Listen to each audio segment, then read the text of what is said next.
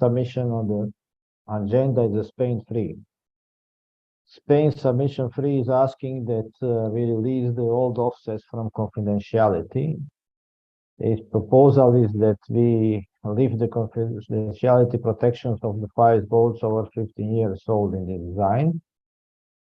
And they said that the problem is of very old design offset files where we cannot have, where we cannot maybe even know who is the copyright holder, or the copyright holder is not anymore alive, or then there was a question, can we release this copyright, this offset?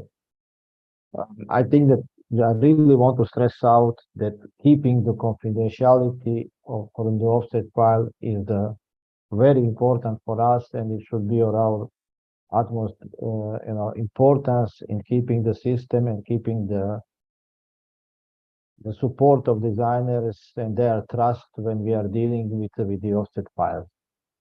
I know that there can be a problem that you don't know who is designer and who is the copyright holder, but this does not really give us opportunity simply to ignore it. I have to say that this was also already discussed in ITC and was not supported, particularly because of all the legal reasons that we may have a problem, and which is probably more important, that basically if anyone wants to run the test certificate with an old offset file, this is still possible through the sailor services if the boat has a certificate issued with that offset file. So through the sailor services, you can run the test certificate without any need to actually have or see the offset file. Also, it may be noted that offset files are, as we all know, in a format that is readable only by our software. So any designer, whoever want to do, basically for any reason to have it, is not really useful to use it with other software. It's a simple table of points, so that in some CAD software you can create something obviously, but not for, from the in one step. But anyway, I think that general feelings after the ITC meeting was that we are still not, let's say, ready to do this. But I am free to listen to other opinions, and particularly maybe we can start with Spain, who made this submission. Anyone wants to talk? Well, President, but first of all, I would like to apologize because Rafa is the person who should be here, but he has some personal commitments that he cannot be with us today. Yes. And well, I think the reason of this submission is clear, because there are many offsets that are all enough, and sometimes the designer, as you very well said, pass away or whatever, and some people with old boats, or they want to make some tests, and some designers want to do some improvements on the shape or the appendages or whatever.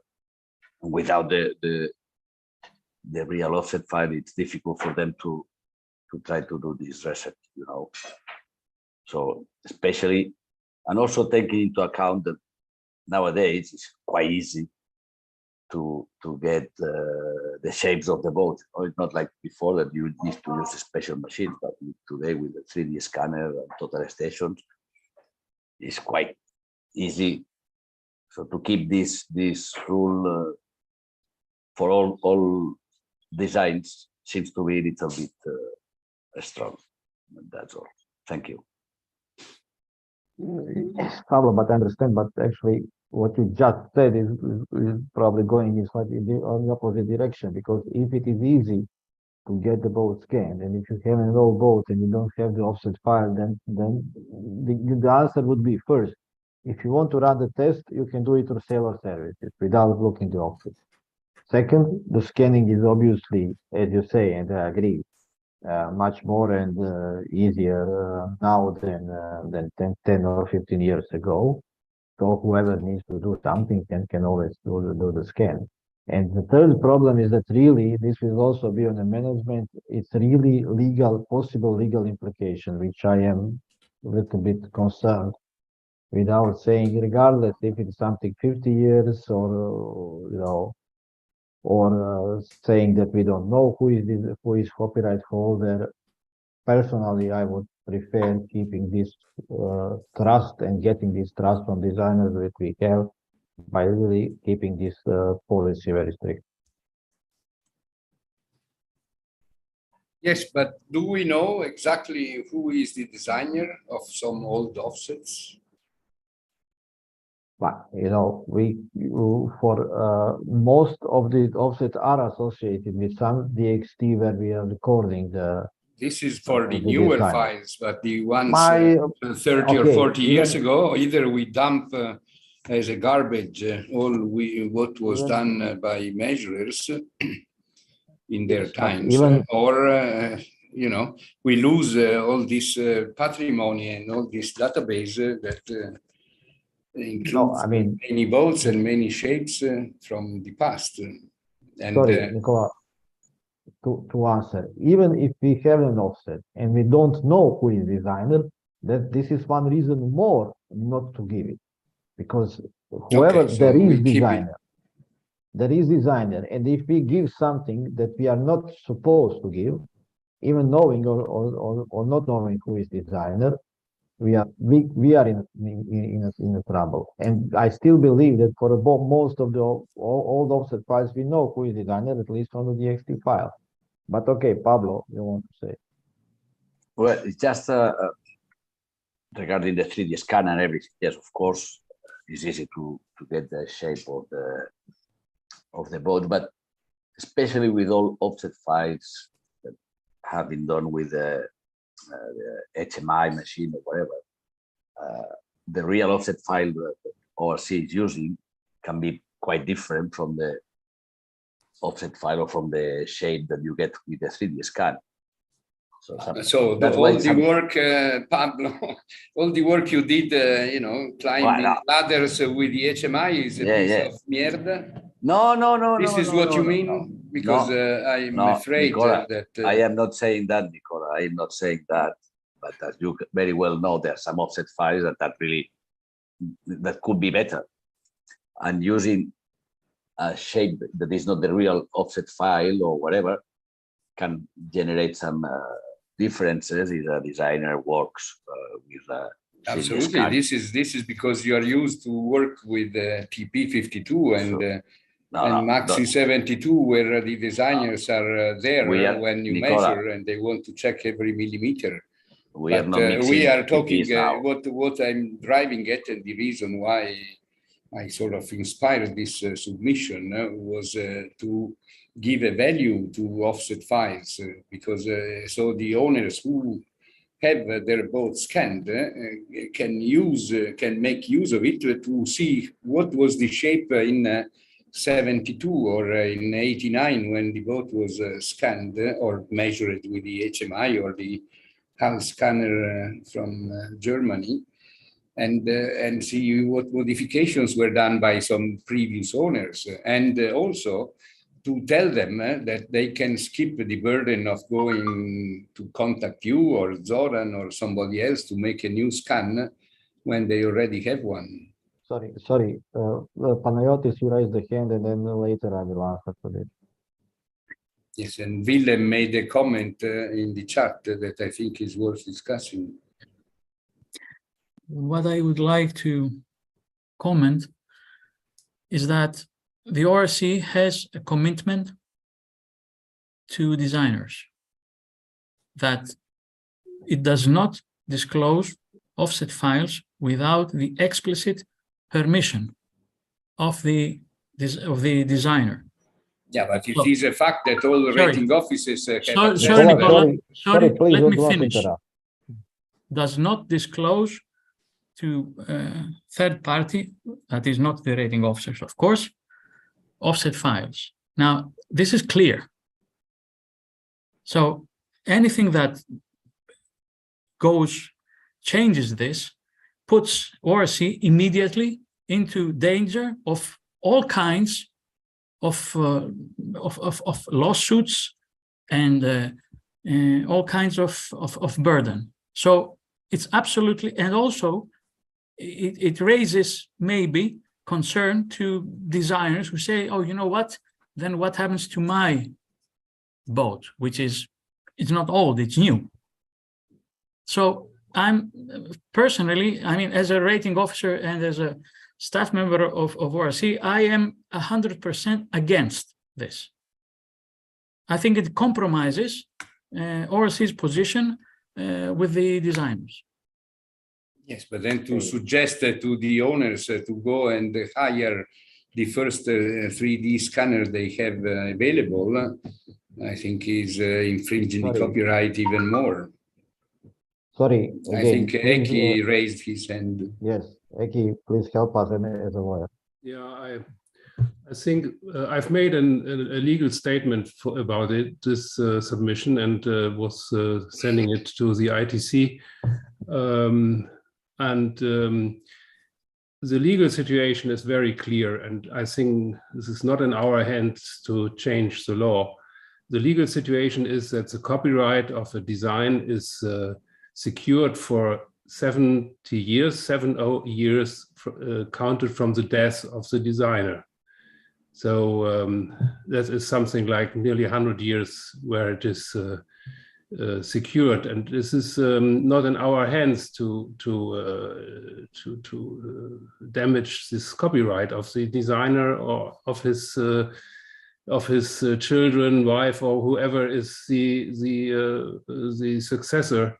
This is and this is not German right. This is a legal contract, a very old one from Bern in Switzerland, the Berner contract, where something like 185 nations have entered this contract. So this is an international rule, more international than many other rules. So we cannot even discuss it. It's not in our hands to. Yes, but then you said an important thing, that it is 70 years when the copyright decays. From the No, from the 70 years death, from from counted from the death of the designer. Mm-hmm. So if he has not done it in the last years, it's something like 100 years.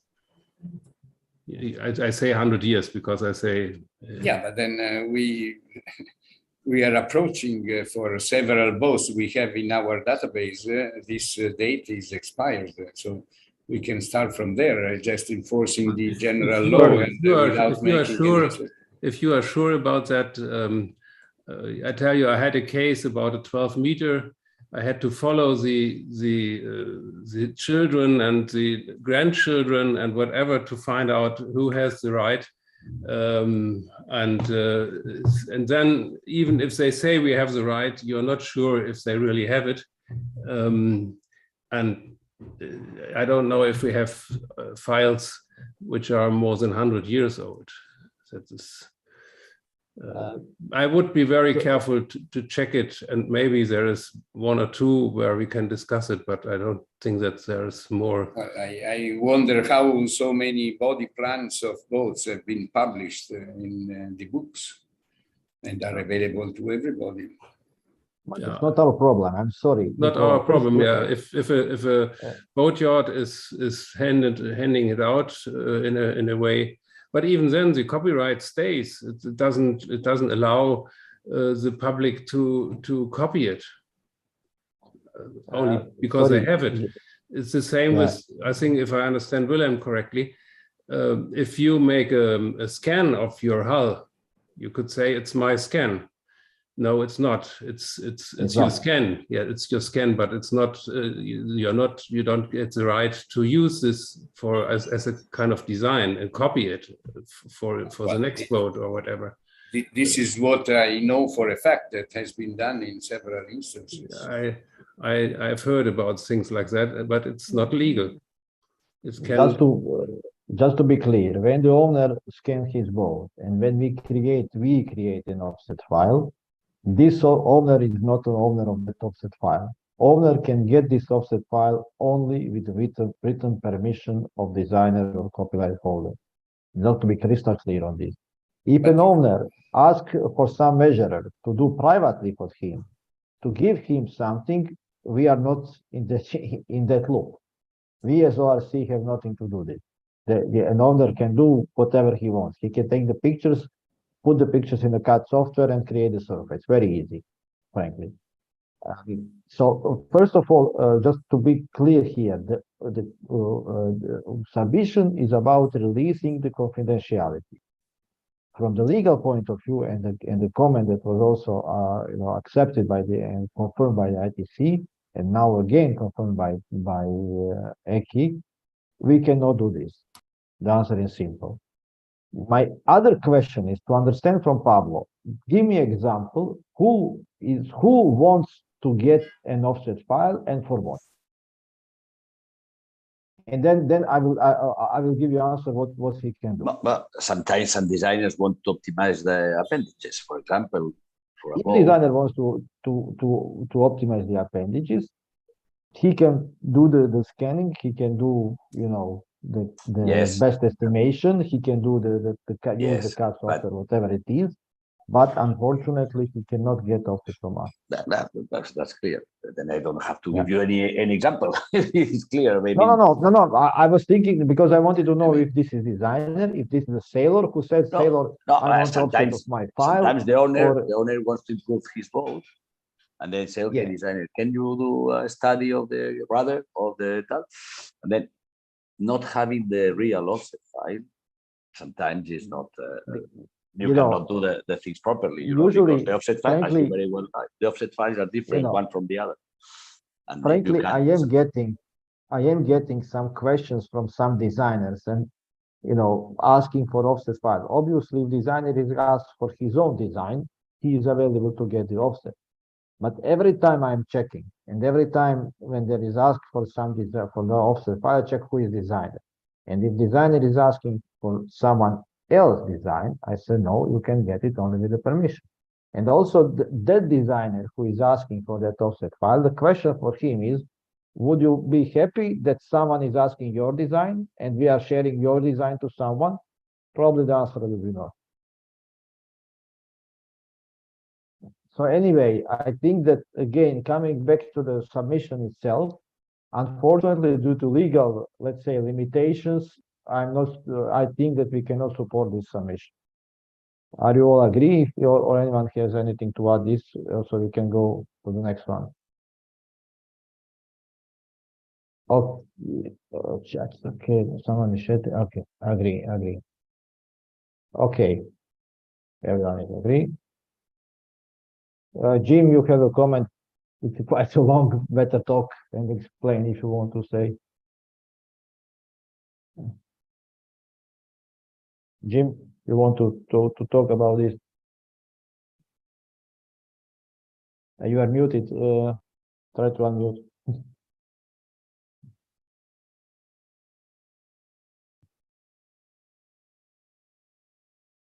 Okay, thank you for your patience. No problem. Yeah, I typed a comment. In this country, I have found there are a number of designers have donated their legacy, or maybe donation is not the right word, I don't know, to organizations like the Seaport Museum, the Mystic Seaport Museum in Connecticut. I believe MIT has a subsidiary that collects these things, and I believe they have rights to them. If I want to create an offsets file from an old S&S design or something from some of the West Coast designers, McCurdy, etc., I have to purchase from Mystic Seaport Museum or someone else a copy of those drawings. And on them, there is a copyright stamp that limits the use of what I use that copy for. So my conclusion is that they have been given rights of some sort to that legacy. And I can't, in my mind, go distributing an offsets file or something from that designer if the rights belong to, in this case, the Mystic Seaport Museum. So my guess is it would be kind of a mess, and in certain cases very problematic to start distributing offsets files. Yeah. Basically, the important thing is that there is copyright holder, whoever it is. If it's not designer, it's the museum. But then, if you want to release something, we need to have the permission of that copyright holder. But anyway, I think that from the comments and all together, I think that we can all agree that this is not supported, and I suggest that we simply now go to the next one.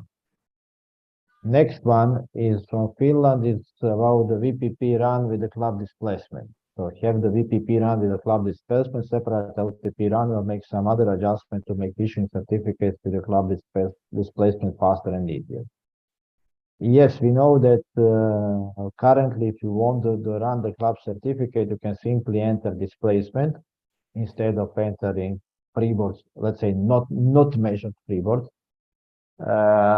And when you do this, then the VPP is doing so-called, we are calling this pessimization routine, basically finding the trim that is giving the fastest rating. But this is not just this. The other problem is that this VPP run is then obviously due to multiple iterations of different trim is much longer than when you simply enter the freeboard.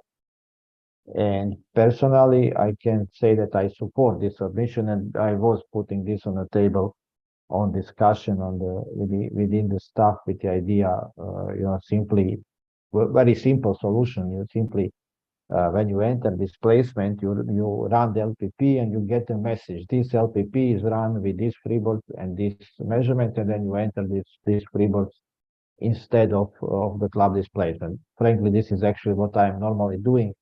As a rating officer, I do the first run, I check which are the freeboards calculated, and then I enter this freeboard. You may have separate differences in a couple of kilos in displacement, then you can play with freeboards at SG to get, if you really want to have exact number of, I don't know, 9,600, and you with the run you can get 9,599, for example. But anyway, again, if it's coming from Finland, Joachim, or who wants to present or to say anything about this, and then we can hear other comments as well. Or Panayotis.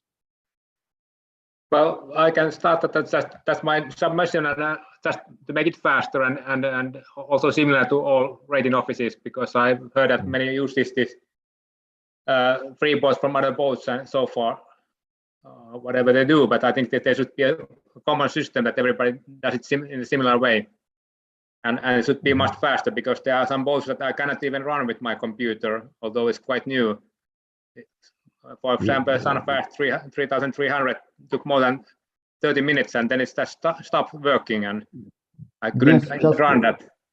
Okay, sorry. Before giving over to Panayotis, just to make the short comment on this, I think there is a particular problem with the VPP running with some computers, and we need David to investigate, because I know that he was doing the same software, let's say on one type of computer, for some reason was running much slower.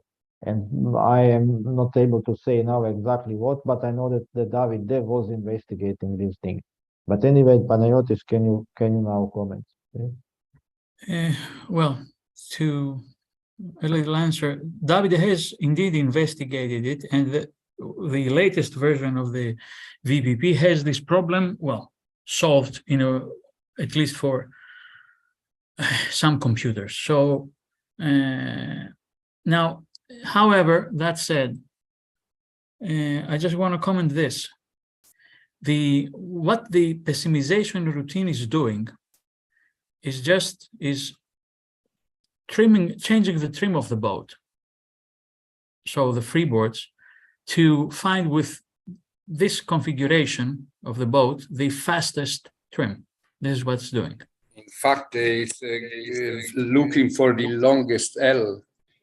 Maybe well, Jim was helping Andy Magruder when this was developed several years ago. Well, I would argue, I don't know how it was done. I think it was updated later, but for the moment, this is really not important. I would argue, however,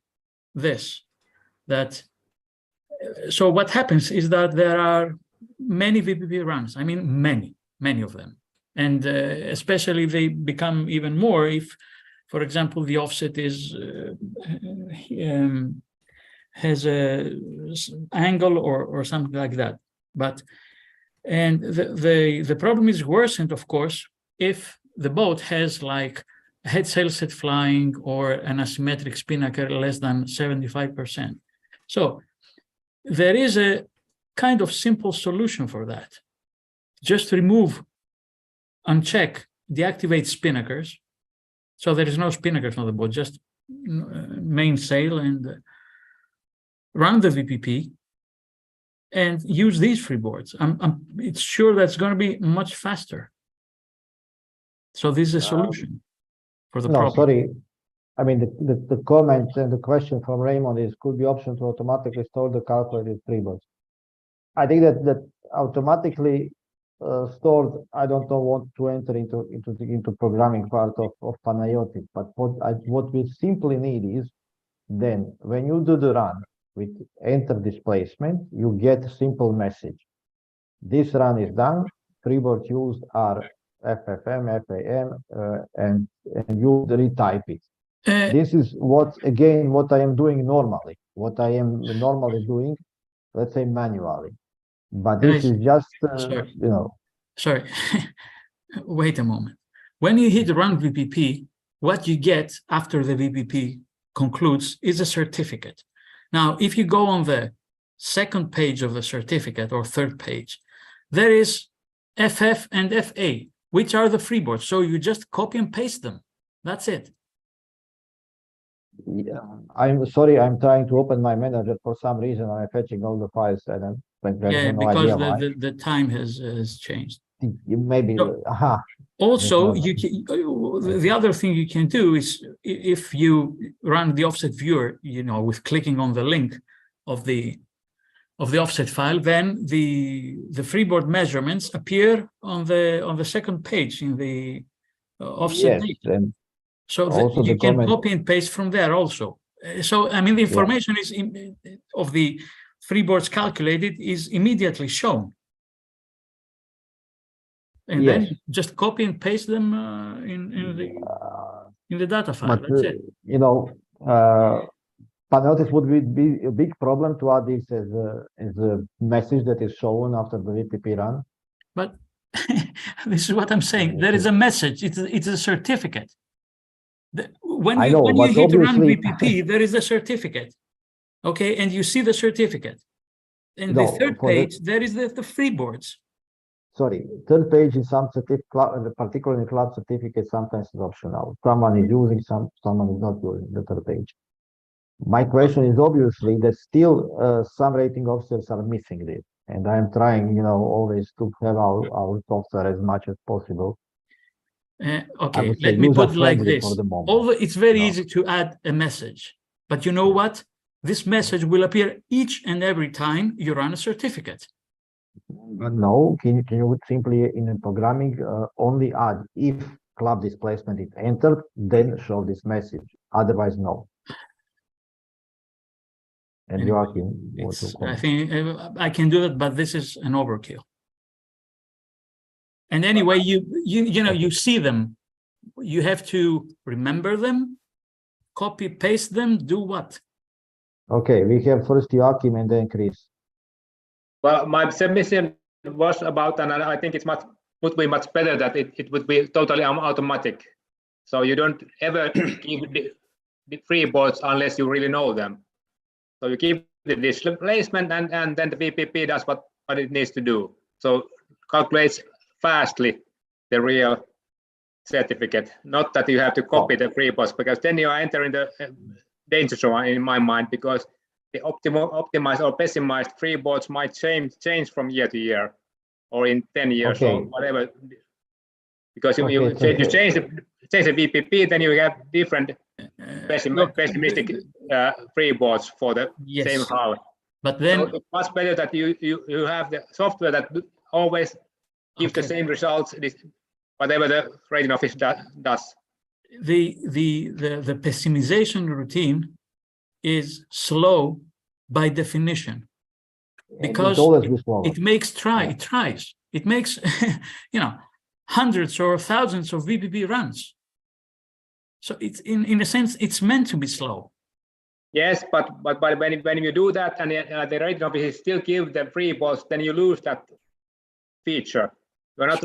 You're not anymore trying to find a pessimistic solution. You are using the free bots that some rating office has given maybe 10 years ago or last year or whatever, and they are not valid anymore. No. So you shouldn't ever use those. I understand. Yes, this is true. This is correct. Okay. But on the other hand, if you're, let's say, afraid that this might happen and you don't want this to happen, then you simply stay with club displacement. And yes, it's going to be slow, because this is what it does. It does a lot of tests, a lot of VPP runs, many of them. By default, a VPP run with a freeboard entered and the displacement enter cannot be on the same speed by default, because it's different calculation, different thing. But anyway, Chris, you wanted to talk. Oh, I was just going to say that I've just started, or I use the offset viewer all the time, and the process I use is I just get the freeboards, the freeboard point stations, and just put those numbers into the freeboard positions on the page 2 of and just do 2 runs. It takes me about, it's faster than running a optimization routine. You just do it by yourself. It takes 10 minutes max. And you just adjust the freeboards manually, just keep running LPP. I don't see a problem. And if you really need to, you can extract those freeboard points from page 2 of the output viewer. So I can't see any reason to add anything more to the software. Or a VPP report or whatever. Okay, Joachim. Yeah. There's plenty of places it comes from. I don't know why you would add another dialog box, personally. Okay, I think it works pretty quick if you do it by yourself. Pretty quick, I think. At least on my computer and also on my fellow rating office computer, it's very slow in many boats. So it's very painful to use this club displacement. So I need to run it first and then copy the freeboards. Okay, that can be done, but it takes 20 to 30 minutes. You don't have to do that. Very slow. You don't have to do that. Can you open LPP? Can you open the viewer up, please, Zoran? No. Yeah, let me. You cannot do it otherwise if you want to use the pessimized software. So if you're saying that you can just use the LPP, then it's much better that just totally stop using the pessimization software or the pessimization. I don't. If you just yes, I just open any I will pick files. up on. Sorry. Just give me some time and just give me. I need to look and to answer what you are talking. Joachim, just to be clear, please. Just open that club file for the red shift. Separate 2 problems. Yeah. No, sorry, please let me finish. Joachim, please separate 2 problems. One problem of very slow run is related to the bug of the VPP related to your computer, because the file that needs 30 minutes on your computer, the same file on my computer will probably need, I don't know, 2 minutes, or I don't know. So there is a bug in a problem with running on your computer, and this is that we need to address to Davide to fix this bug. This is one thing. The other thing is, now when we are going to pick up one file here that is club computer, and I can simply enter here. Let's see. So this is the first run. If you are looking now with some freeboard center, obviously not measured freeboard, but just enter as freeboard, and you can see how long it will take now on my computer. It is going for 17 seconds. You have to wait. We can see who also bypassing. No, it's not bypassing the pessimization routine, because when you run the pessimization routine and when you enter the freeboards that are coming from that calculation, you will get exactly the same result. The only thing that you will speed up the VPP run. But probably a shortcut could be done just using the LPP and not running a VPP. Yes, and this is what Chris was suggesting. So now this is what he's doing, just taking the 0 value and then going into displacement of 1-to-1 approssimazioni successive. And I can either enter it here, or I can go here and say run LPP here. Or the button above with the No, spline line. actually here I cannot enter no, I cannot enter the displacement, but what I can do, Yeah, I you go can. here. No, in the offset. Yeah, I just do it directly No. in the offset file, Soren. I Yeah. just do it straight in the offset. you push the button above no, above, The run no, FTP, you the, mean? yes. No, just go Yeah, to the no. second page.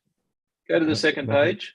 I just type my own freeboards in there until I get the right answer. Exactly. But Yeah. the other option is, okay, sorry, let me start from here. If I enter the displacement of 112 to keep this thing, now I can run it from here, and I will get some freeboards that I can enter here. The problem is that many rating officers, and then frankly, the problem is this, that we still have these offsets, also these DXTs available in the cellular services. And sometimes when people want to run the test, then they will still go through the pessimization routine, by the way, through the cellular services going around. And frankly, I would prefer not to have any certificate uploaded with the club displacement. Because on the end, when you for that club displacement, there are some freeboards that were running or calculated. So it's better to have all the XT containing the freeboards, not club displacement. And for that reason, I would prefer when I enter the club displacement just to get information only on freeboards, enter the freeboards, and then run the VPP, and then get the proper certificate. This is my proposal. And you can see yes, now how and then long it is. you see, Chris is right in saying that he can manually do it much quicker than we are watching on your screen and on your fast. Anyone can do, what you are doing manually is also trial and error method, just guessing something and then increasing and decreasing the freeboard for yeah, some but amount. in this case, you are not using the pessimization. If you I do know. manually. Yes, if you do manually, you are not using. If I may, I suggest to put directly the freeboard after the club displacement directly in the DXT. So you run the club displacement, and automatically you will get the freeboard in the DXT. This is my proposal, and simply when you have the club displacement enter, not generate certificate, just get a message. This club displacement is calculated with these freeboards. Would you like to take these freeboards? Click yes, no. Or change the freeboards and proceed with what you like better. Yeah, exactly. I think and then this will also helping in cleaning up the offset, the DXT files that are also run slowly on the cellular services. I know, frankly, from the presentations we are doing around the world, we are picking up the boat, and then we just pick up the boat with a club certificate directly, enter the displacement, and we are waiting like this for a couple of minutes. Well, regarding now, sorry to ask the question, but then the following line below the club displacement is the club RM bias, and I'm not sure exactly how it works. I think it is a percentage change of the writing moment. Yes, and as far as I know, Gennaro may confirm, is we are keeping him here only because some boats in Italy are still using. Although when we have the possibility to enter the VCG writing moment directly, I really don't see any point of this club RM bias. We have in the old DXT file, and I sometimes change, and sometimes not changing, but I don't need in any case, because as you said, I can change the VCG position directly without. But it is not maybe the question for these submissions, but do you agree that we should then remove completely? Yeah. I agree, no problem. Okay, Panayotis, you want to talk? The thing is not, so simple, because what happens with boats? We have boats that have been weighted before 2013, And these boats may have, at least in the Greek fleet there are, because there are older measurements, also measurement inventory, like an anchor and things like that, which we remove. So then it's not only adding the freeboard measurements in the DXT file, it's also removing measurement inventory information if it exists. And this Not really. for older boats. Not needed. Doesn't matter, frankly, because you may keep the if for the, let's say that you have 5 tons displacement entered and 100 kilos of inventory. Yes. On the certificate will be written 4,900. Yes. When you run the VPP with these 5,000 and 100 kilos of inventory, you will get the freeboards that will result in the measurement displacement of 4,900. Yes. So you go on and change them. Sorry. So what you're suggesting, so we put these freeboards there. Okay, good. So what will happen is that a displacement of 4,900 will be calculated, and there will be the 100 kilos deducted because they are in the measurement inventory. No. I think that the resulting freeboards are those that will give you 5,000. No. But the one that No. Okay, let me try. Okay, I mean we will probably spend some time, but I don't know if you want to sorry, if you want to go through this burden, go. But I have checked it. Okay. So tell us, Panayotis, please. But because I'm not sure we are all understanding and following the discussion. The suggestion is this: if there is club displacement, yes, then calculate the freeboards with the pessimization routine and enter them in the DXT file. Exactly. Yes. Okay. So if there is a boat which is an older design, an older measurement, sorry, which is before 2013 and has been weighted, okay, and then there are some items in the measurement inventory which are deducted, like an anchor and chain, for example, then what you get is the freeboard values calculated after the deduction. So you have entered a club displacement of 5 tons, and there is there an anchor of 100 kilos.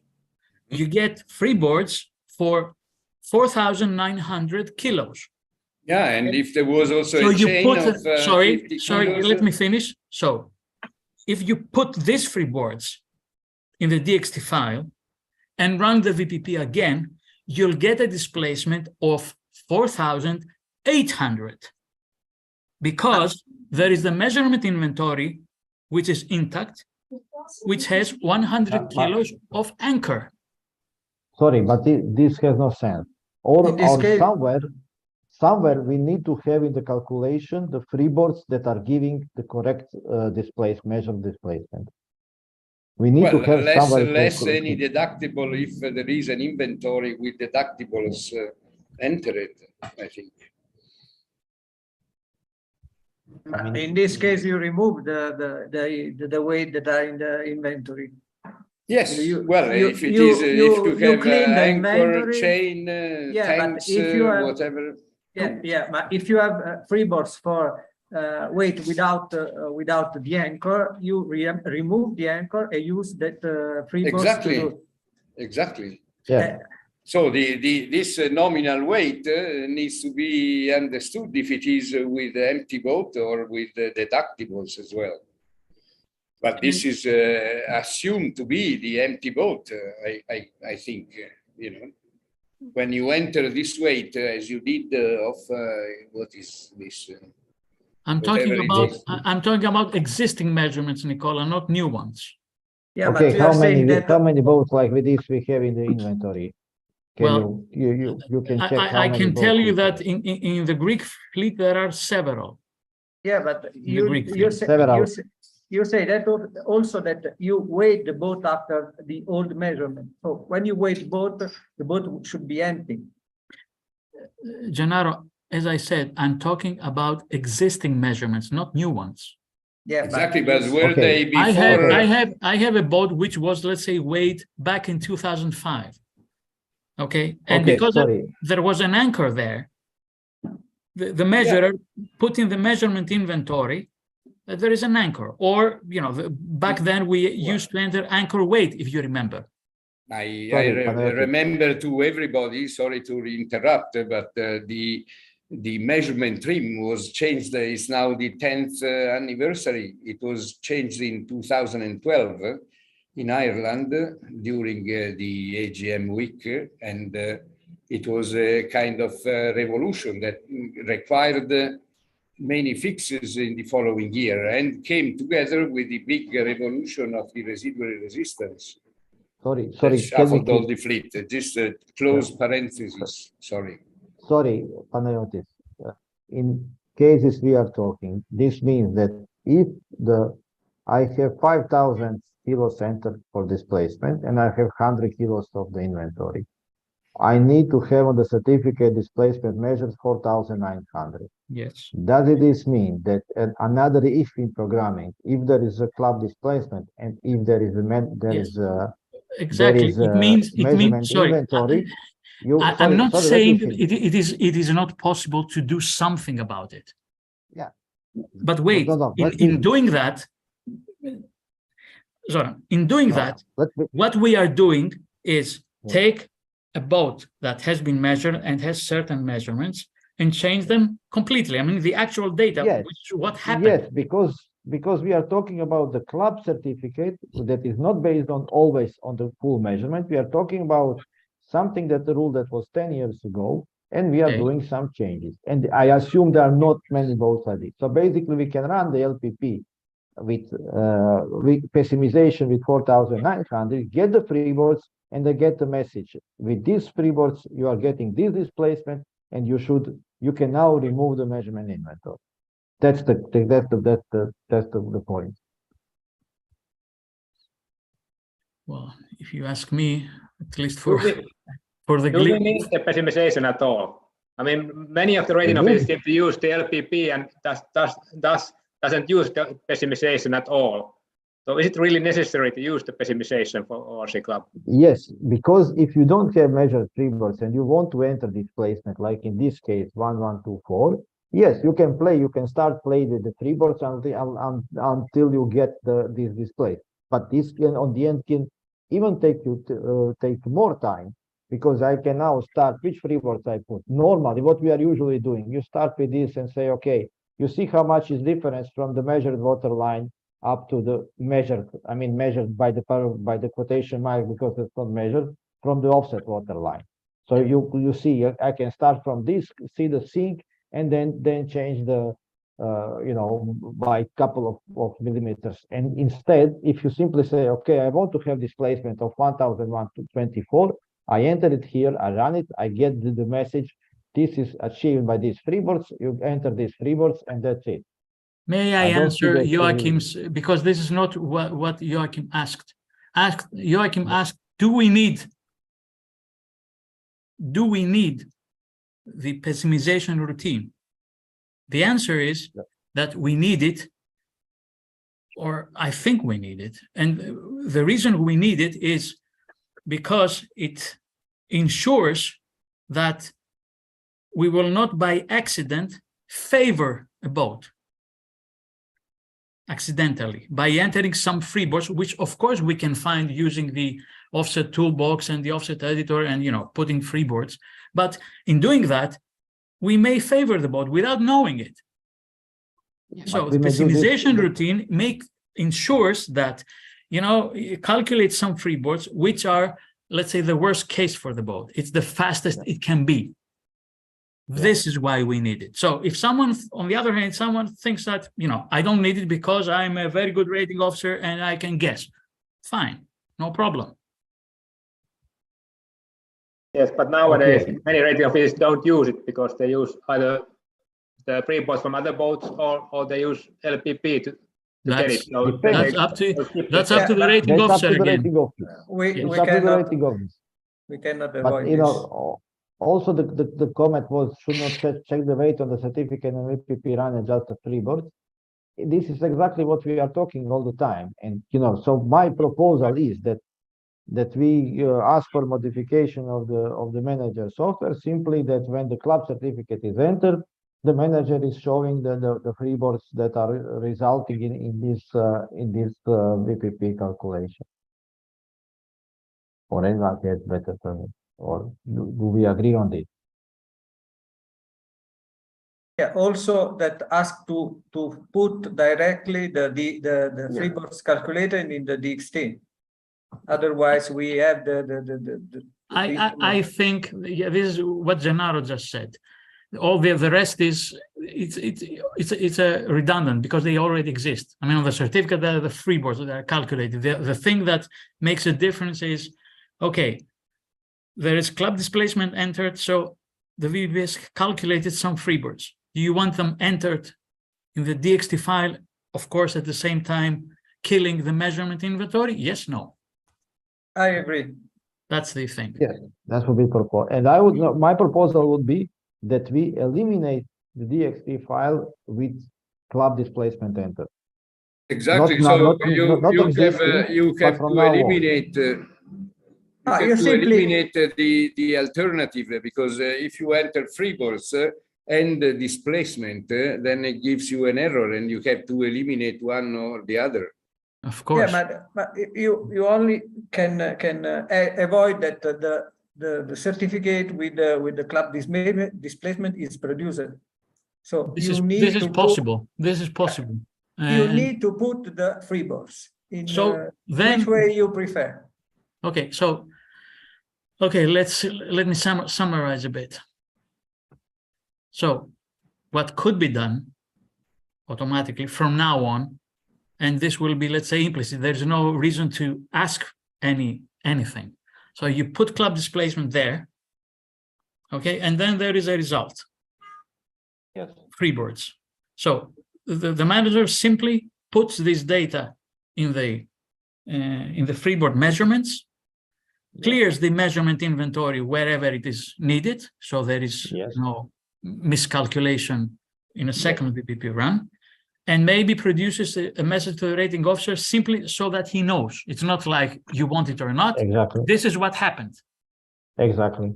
And I think that you agree. the club displacement has been transformed with freeboards. That's it.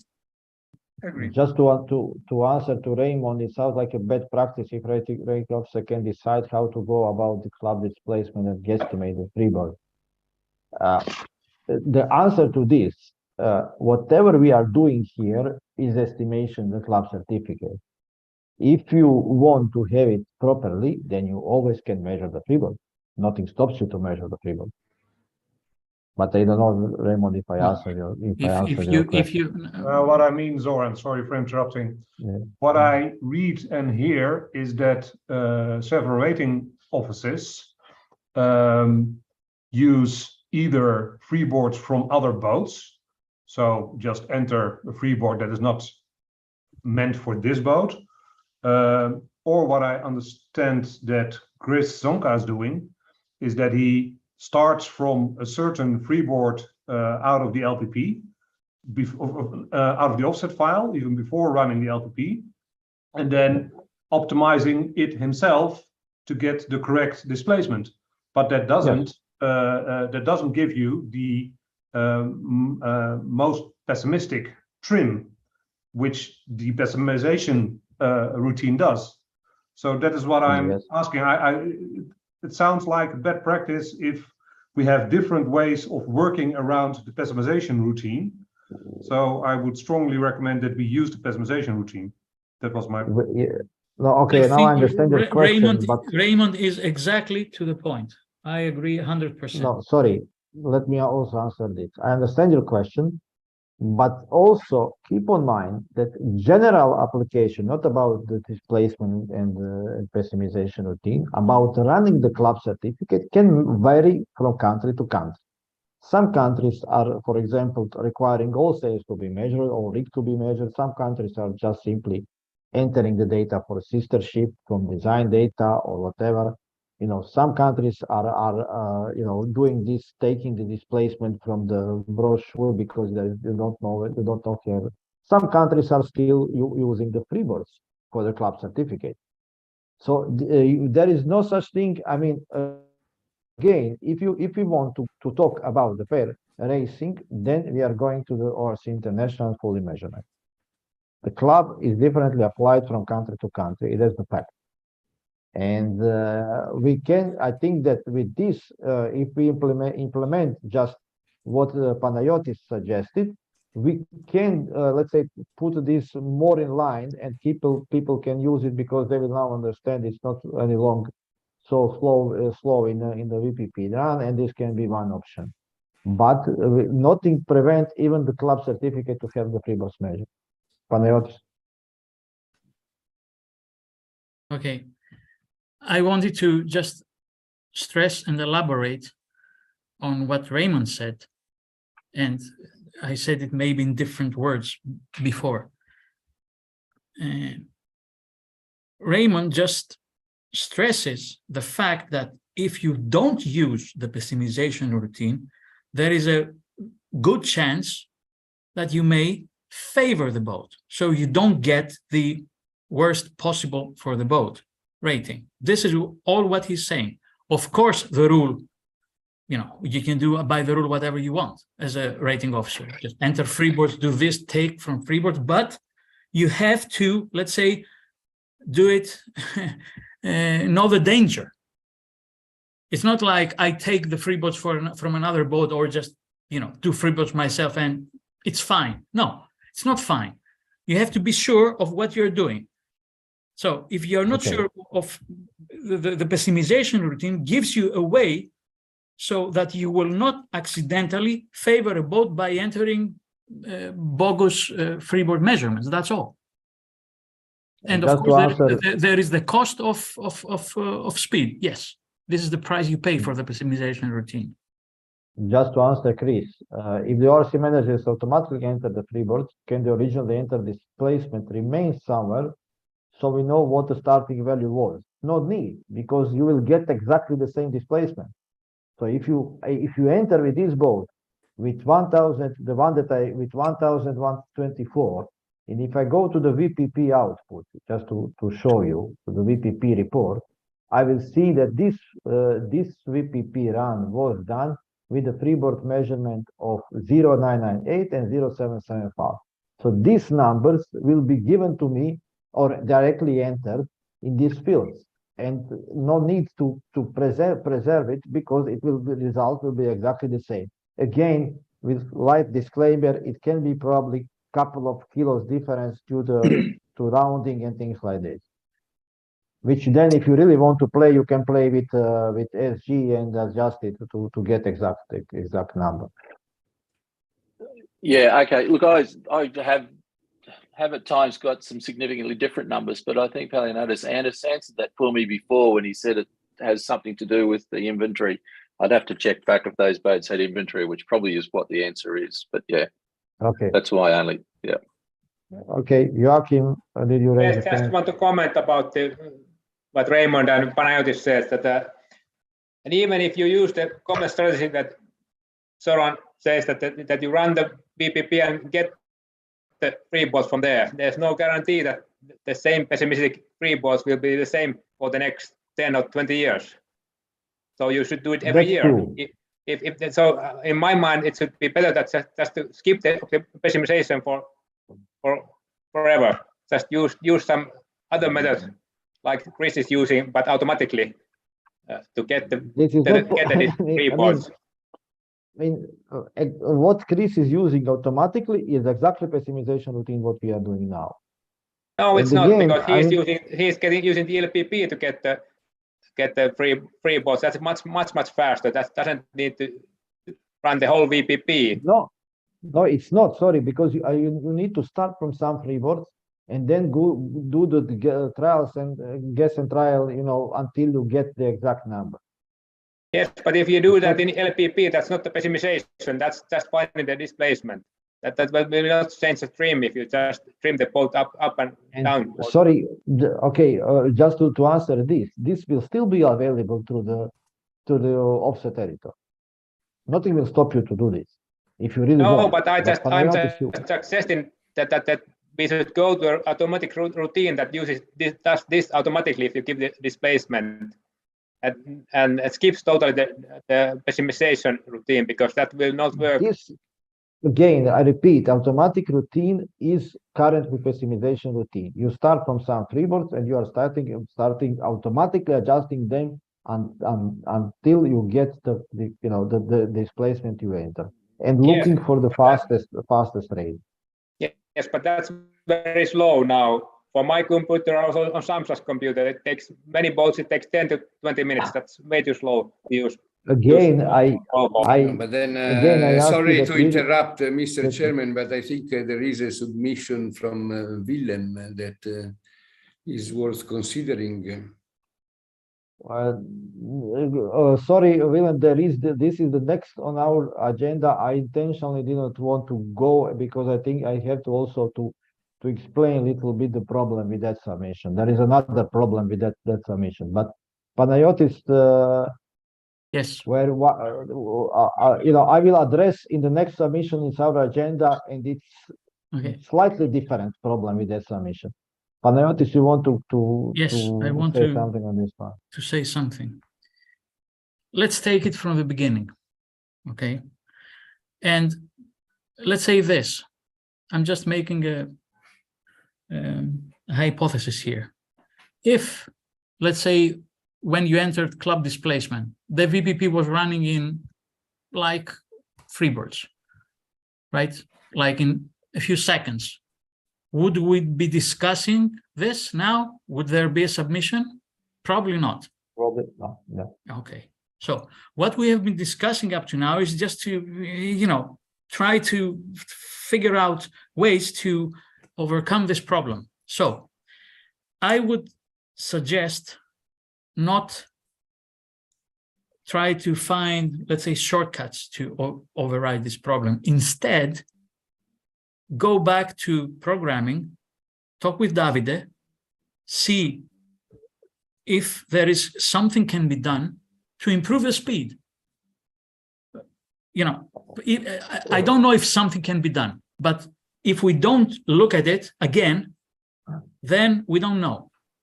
If I may comment, I think that we do not have to treat as a sacred graal this pessimization routine that was developed 15 years ago, no, 25 years ago, and never changed or analyzed in detail. Sorry. This is another reason to look at again. It has been developed 20 years ago. So let's take a look. What exactly is it doing? And is there any way to make it a little bit better? We can do this, but knowing that the fact that every year this is not, we are not talking that it's in the sample that I show you, the normal run was 1 minute and maybe something seconds. The pessimization was 4 minutes. So the question is how much we can we do it on to the same speed. Logically, we probably cannot do this because we are doing the same thing multiple times. Look, Zoran, that's for sure. I know this. I said this before. What I'm suggesting is before taking a decision, let's dig into the problem, into the root of the problem. Okay, guys, I may suggest that we try to speed up in general discussion because we are, having some time on one thing. I think Per raised his hand. Yes, I saw it. Per, please. A short comment. After this, I will make the proposal for a conclusion of this discussion. Yes, we are now been discussing best practices. I want to reject this submission because it's not. Everything he's asking for is solvable. And maybe Panayotis can speed it up. And yes, and Claes Soran said, club is a local system.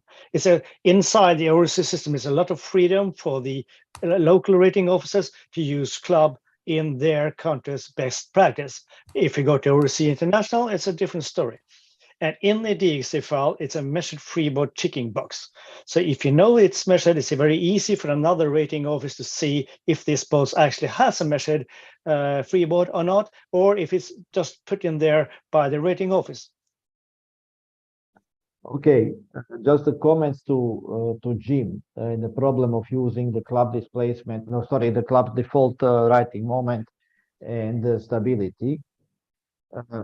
Sorry to say, I will try to be very, very short on this because frankly, this is not the subject of this submission, but it is somehow related. And this is something that I'm always trying to explain to every rating office. There is no magic wand or magic button that will calculate stability for the club certificate. There is this default, which can sometimes can get better or good results. And I'm always suggesting you can run the first run with default writing moment.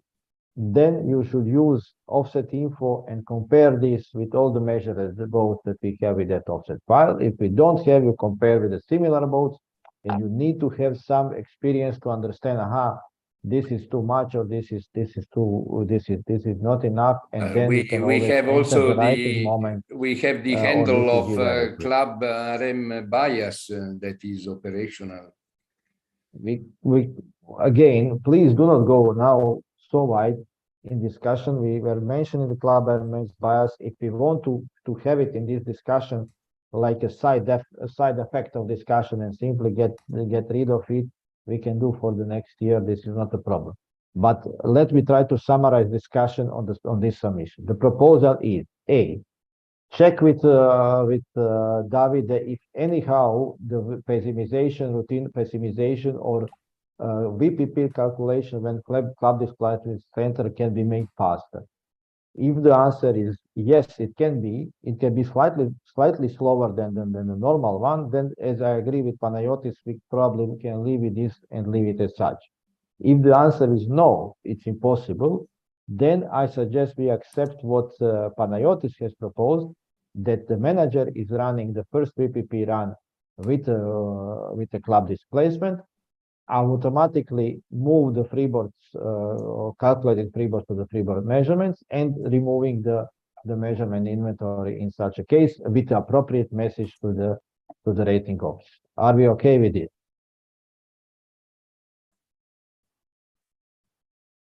I assume okay. Thank you all. See that we are all. Yes, you are not losing manual override. You can. And by the way, so again, this does not stop you to play and enter with whichever freeboard you want. And also to remind you that from last year, we have this checkbox that clearly defined that if the freeboards are measured or if they are not. And on the club certificates, not measured freeboards would not be shown on the certificate. Okay, I think that majority agrees, and we can go now on the next one. Now, this is something that I will mostly give the word to Panayotis because it's purely programming thing on the manager, but basically the submission is combining the different type of certificates, normal DH and non-spinnaker, to a single DXT file and a single VPP run. Personally, I think that this is almost impossible, but this is really for Panayotis to explain as the programmer of the manager and the system how it is now for the moment.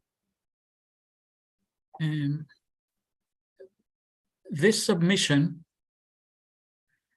puts a problem on a table, which is let's say for a rating office an issue.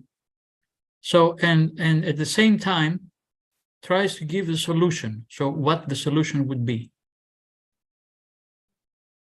So I suggest that first we talk about the problem, and then we see what the solution is or might be. by changing the manager, by changing the ways we work, because what is proposed here has problems. And to give you an example, I'm not talking about whether it's difficult to program or, you know, the combination. But there is a fundamental assumption that, you know what, double-handed, non-spinnaker, and regular certificates are using, for example, the same sales inventory, right? And while for non-spinnaker, yeah, we know it's not the same. There is no downwind sales. But for double-handed, why is it the same? No, it's not the same. It's not the same. No, You it's may not have- the proposal. It's not that it would be the same. Exactly. There would be check boxes for each certificate types. So you can check which sales you are using for each certificate type separately. This is, I think it gives a huge complexity to the system. It's huge. And I'm not talking only about programming here. I'm talking about also the system in the rating office. Because out of one DXT file, you're getting 3 certificates. I think it's much simpler, but that maybe that's just me. Well, now, But the boat is only one. let's talk again about the problem. Okay, not the solution. Let's talk about the problem and how it is handled now.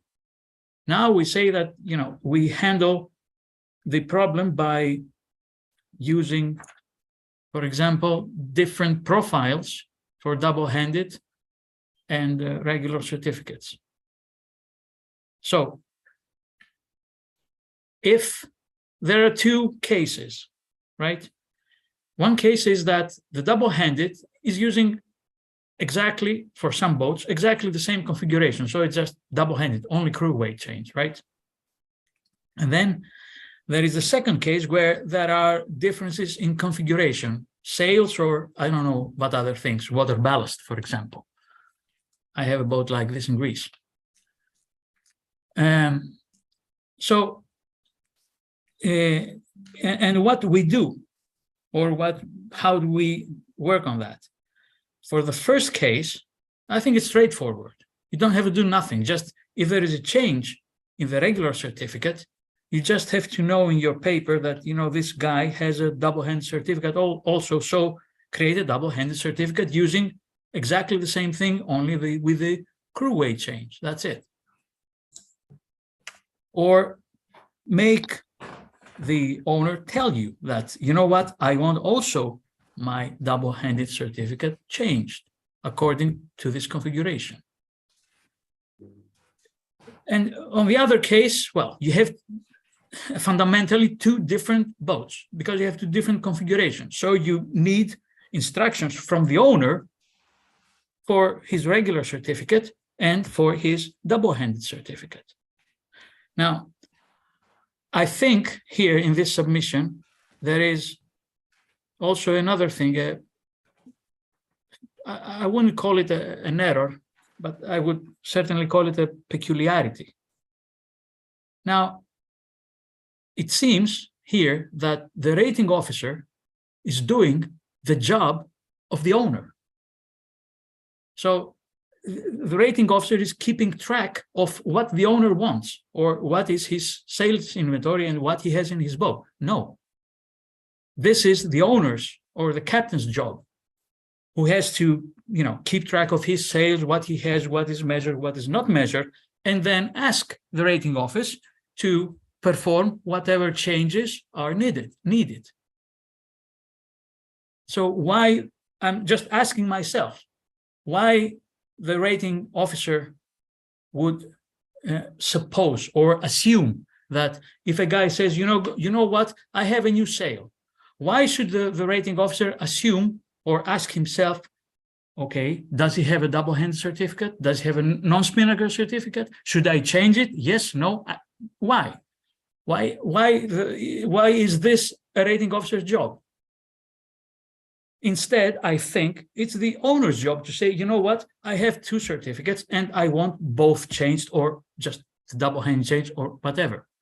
So this is what I think about this problem. I'm not saying we shouldn't change anything about how we handle different kinds of certificates, but in this case, for me, it doesn't make too much of a sense to go into this burden of complexity of adding in the data file different instances of certificates. And then you have to also to take into account that these data go in the database, right? So they are uploaded. So if it is a DXT file containing, let's say, 3 different certificates is uploaded in the database, but only one of them is in fact changed. So what we need then is a single file which contains more than 1 VPP runs, right? Pablo, Pablo, you want to comment? Yes, well, just a comment on Panagiotis. I agree with him that it should be the owner's responsibility to tell the rating office how many certificates he has and how many certificates does he have to change. But this is not what happens in the real life. It's normally the rating office who has to keep track of the owner and what they have and whatever. I think it's clear. And if the rating office doesn't take track of the situation, it can generate mistakes. Imagine the situation that the boat changed a fixed propeller to a folding or feathering, and the owner say, no, change it in my regular rating, like that doesn't change it on the double-handed. A boat is sailing without a proper rating, you know what I mean? So I think the situation, of course, Panagiotis, I agree with you, this should be the owner, but I don't think this is what it happens in the real life. Thank you. Okay, Per. Yes, I don't think it doesn't save that much time, because as Panagiotis says, that kind of DXT file has to run 3 VPPs after each other, which takes time. By my opinion, having 3 separate files and 3 separate folders keep me in control over each boat and each type of certificate very good. If having everything into one file, then you need 3 pieces of rig measurements, you need tick boxes for every sail, and it's going to just make a mess. Okay, there is the note from Luke that I would really like to comment, because actually it was exactly opposite of what we said. Look. Wait, Zoran, You said hold on. Yeah. Sorry, one moment. I would like to answer to the previous question. Now, Pablo has elaborated a bit more on the problem. So Pablo says, you know what? Yeah, it's the owner's responsibility, but hey, this is not what happens. Well, or happens somewhere. It's not, sometimes it's the rating officer who has to take care of everything, because the owners, you know, they don't know, okay. So what we need there is that for this rating officer is that the rating officer is aware that, you know, if you try to, for example, you know, there is a change of a propeller. Okay, this is a very good example. So, and you go on the regular certificate, but then, you know what, this guy has a double-handed, so of course you have to change it there, or, you know, ask yourself or ask the owner, I don't know. But you have to know. And if you don't check, you know, go to the double-handed profile and see if the boat has a double-hand certificate, then you don't know, and you may make a mistake. So the solution to this is somehow give more information to the rating officer about this boat.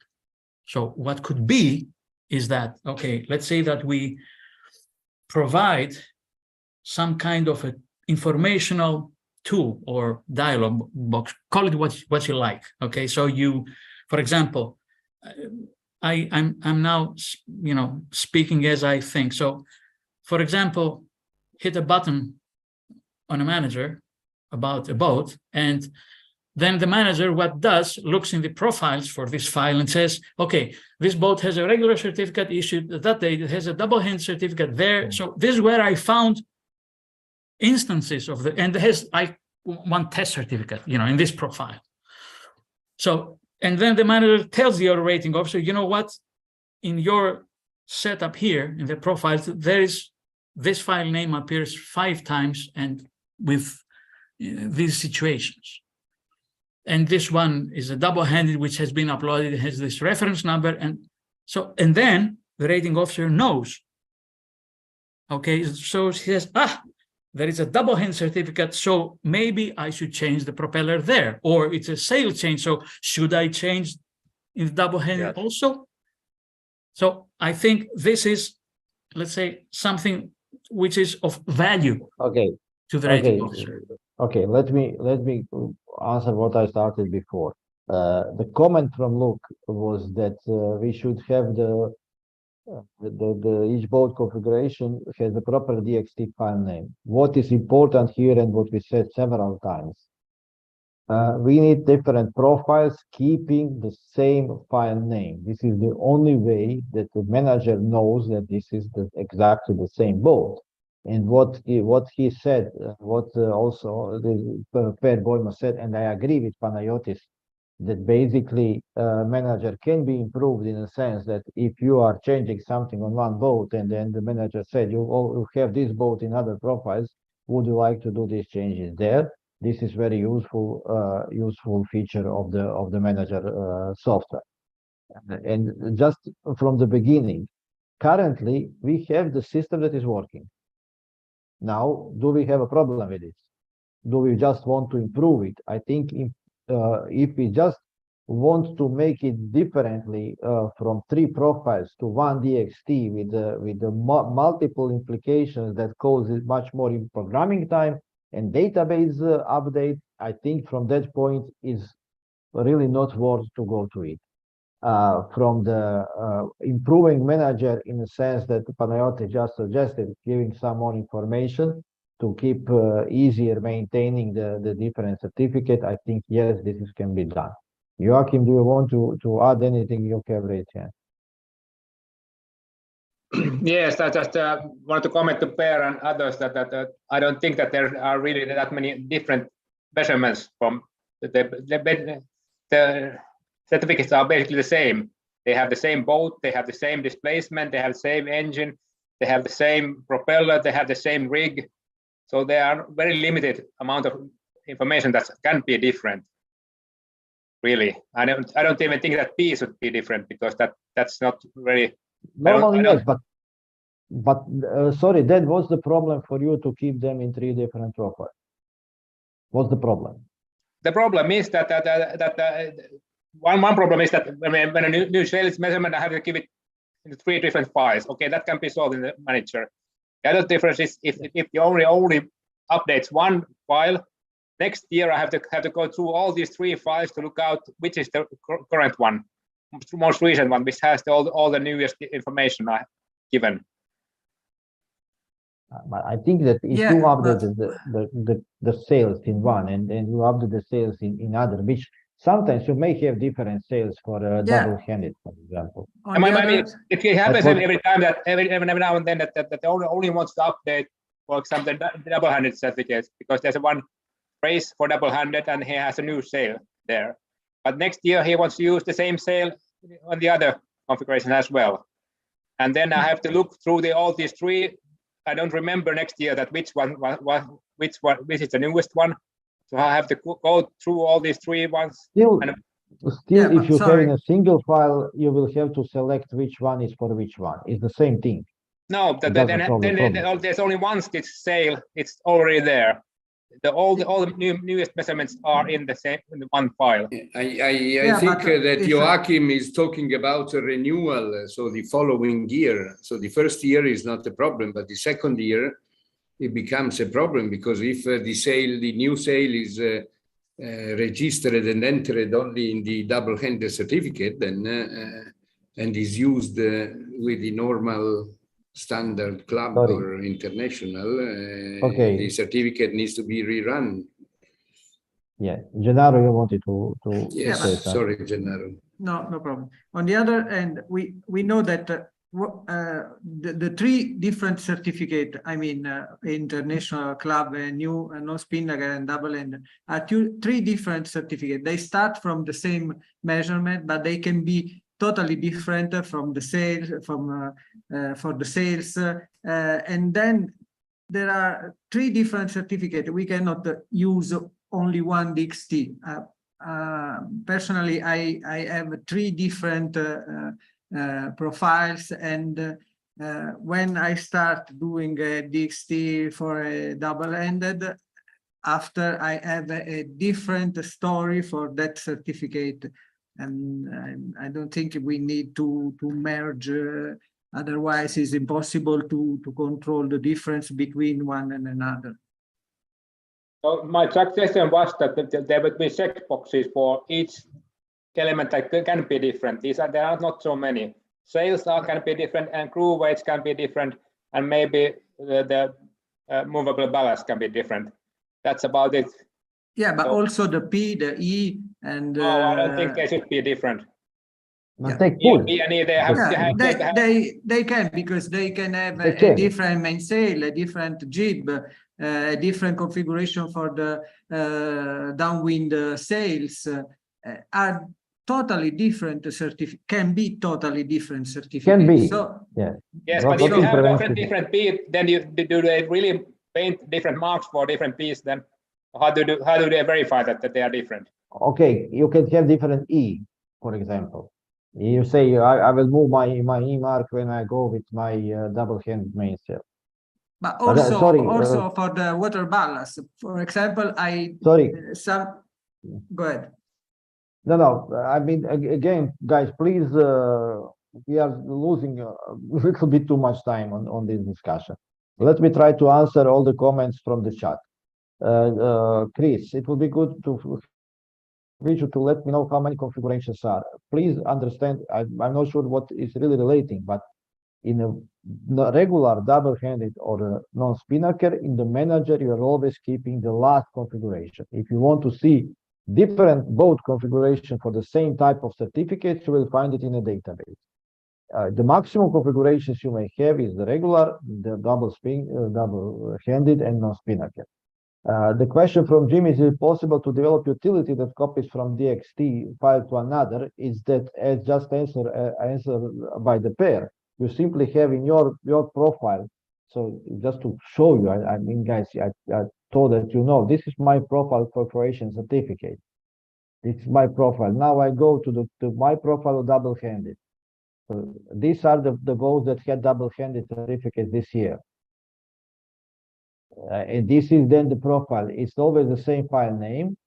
And this is the profile that for the boats that had no spinnaker certificate in parallel with the regular certificate. So when I start from this boat and I want to have the double-handed certificate, I simply go save as and put this boat in my double-handed folder and my double-handed profile. And that's the options how we are doing. Again, I'm sorry, but I think that we have the somehow that system that is working. And I'm going to this. If it's not broken, don't fix it. But probably can be done differently, but will require lots of work and the implication of the database that I really don't know if it is working this moment. Panayotis, you want to talk? Yes. I want to say a few words about what Joachim said before. So Joachim, let's say, elaborated on the problem and put some cases of things that may happen. Now, again, this boils down to information to the rating officer. So let me give you again an example. So what could be So let's say we work like this. You have three profiles. One is for regular, double-handed, non-spinnaker, okay? So you ask, okay, what is the situation for a boat? And talking about the boat is a file name. So the manager says then, okay, you know what? You have 3 DXT files modified these dates, okay, and certificates issued these dates. And then you have another key that you can press, and the manager can compare these files, which is a function that already exists. Only you don't have to go through the, the dialog select file in this. So compare the files, the double-handed with the regular one, and do it in a single click. And then you see that, for example, there is a difference in propeller. I should fix something about that. And then we might go even further as, talking about utilities. For example, okay, I want to have a non-spinnaker certificate for this boat, okay? Sorry, yeah, a non-spinnaker, for example. So what is a non-spinnaker certificate? Let's say that's the easiest, the simplest thing. Hey, no downwind sails. So give me a non-spinnaker certificate for this boat. So no save as, no nothing, just take the regular certificate, deactivate the downwind sails, okay, and save it in the non-spinnaker profile. And then if the easy thing. So most of the cases will be, okay, we're done, hit run VVP. So we go. Okay. But you can go on. So we're talking about utilities and features which help the user. And frankly, I agree, we need them.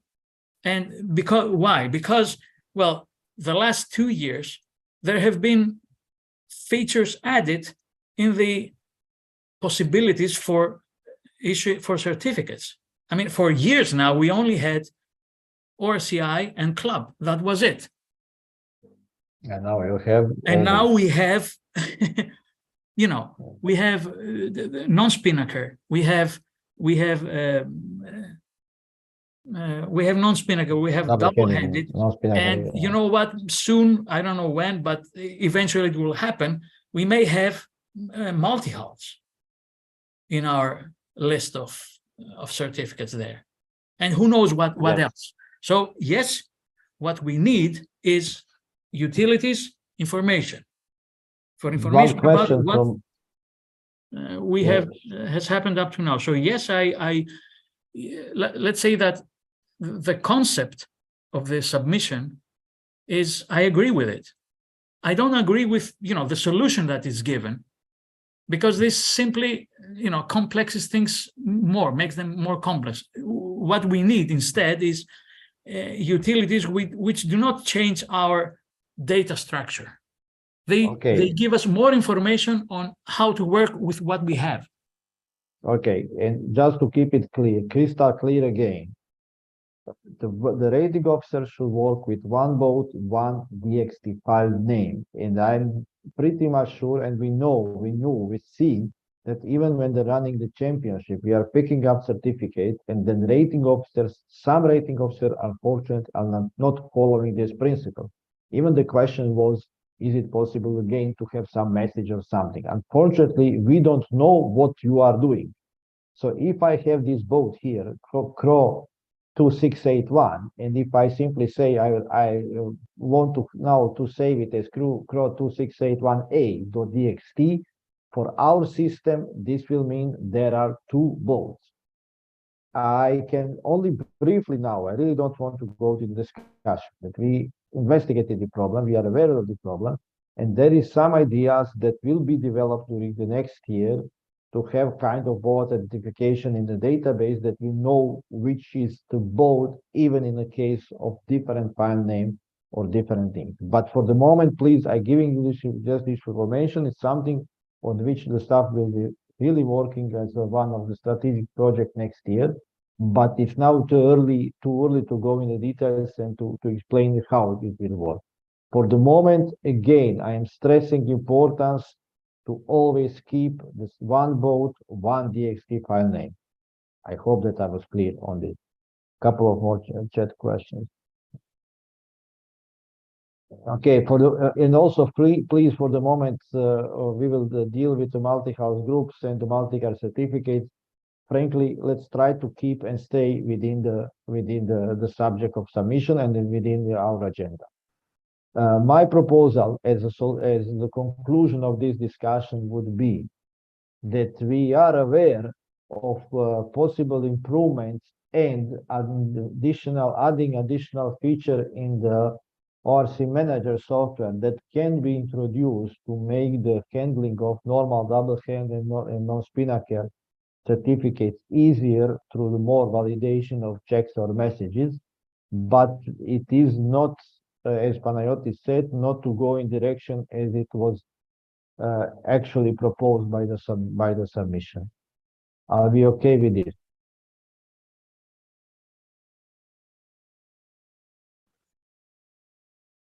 Just one comment about this tools. If we are not going this way, then my suggestion would be that we did tools to imply changes to all these three different certificates at one time. For example, if a new sale is generated, that should be easily spread to the three different files. So now we can merge the files that takes all the sales, not just the one new sale. So I don't know how to do it efficiently. If I get one new sale measurements, how do I put it in three different files efficiently? You can have the DXT containing only that sale and merge that sale in each of these three files. Yeah, okay, that's one way to do it. Yes. Yeah. Yeah. To make a new DXT, empty DXT file. Okay. With merge, Okay. it's very powerful. Yes, Okay, but then you're gonna need to do it for an empty file first, and then merge to three times separately. Okay, I think that we have again majority in agreement with the decision of this. Okay, thank you. Now we go to the Netherlands one. As I said, I put this slightly separately from the pessimization routine discussion because in a way it is connected, but there is a different problem with this submission. This submission is asking add the calculation option to LPP which calculates longitudinal boat trim rate from boat weight, displacement, and transom height RC parameter Y. Fundamental problem here is that to have the use of IRCY, there are two problems. Any certificate we are doing, simply it's all about 4 points. This is the one simple club certificate. So if you see there are 4 points or 2 marks here in the blue stations, the freeboard point. If you want to use the IRCY, you simply need to have this point defined. In the big majority of our offsets, we even do not have that point. We even don't have the last point because particularly on the old files. In some new files and in some new scan files, we even have this point normally marked. But if we don't have this point marked in the offset file, then use of IRCY is completely useless. And this will also come on the other item on the agenda I will try to explain. The other problem is that use of IRCY, as far as I know, in the IRC certificate is recorded up to centimeters, while we are actually needed up to millimeters. And 10 millimeters can make a significant difference in a trim. So if you want to use displacement, then you simply can go through the procedure that we just explained and accepted for with previous submission. And there is absolutely no way to use IRCY if you don't have this point defined in the offset file. And I think I was clear. Whoever wants to comment now.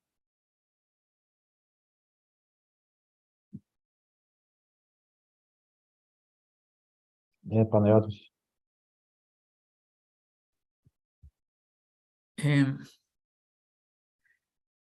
the problem with this,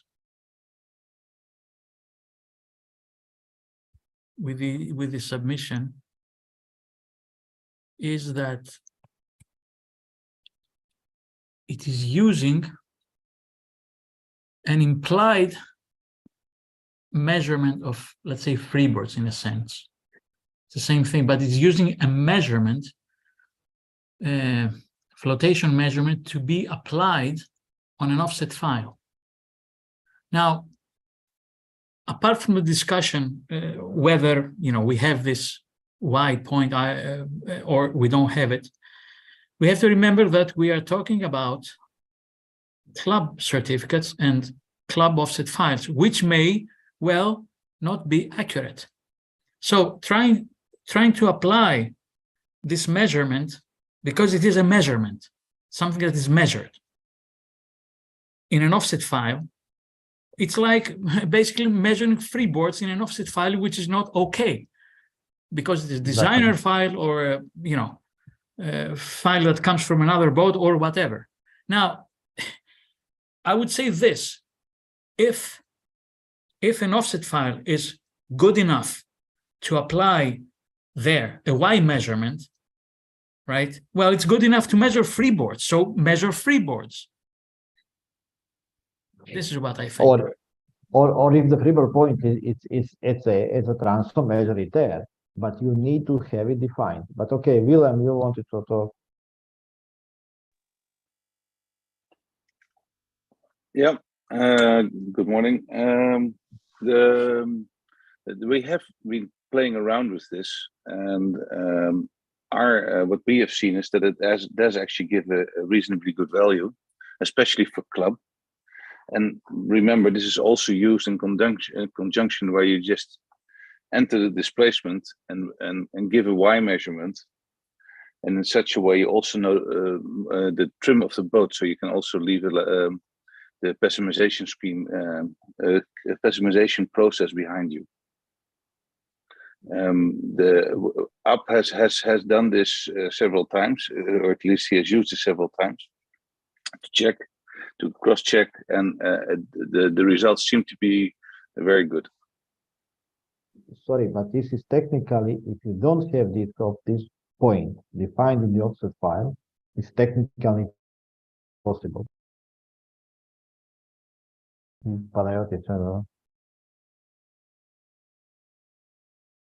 Yes, just for the, let's say, for the sake of the conversation, because the idea, in my opinion, is not bad at all.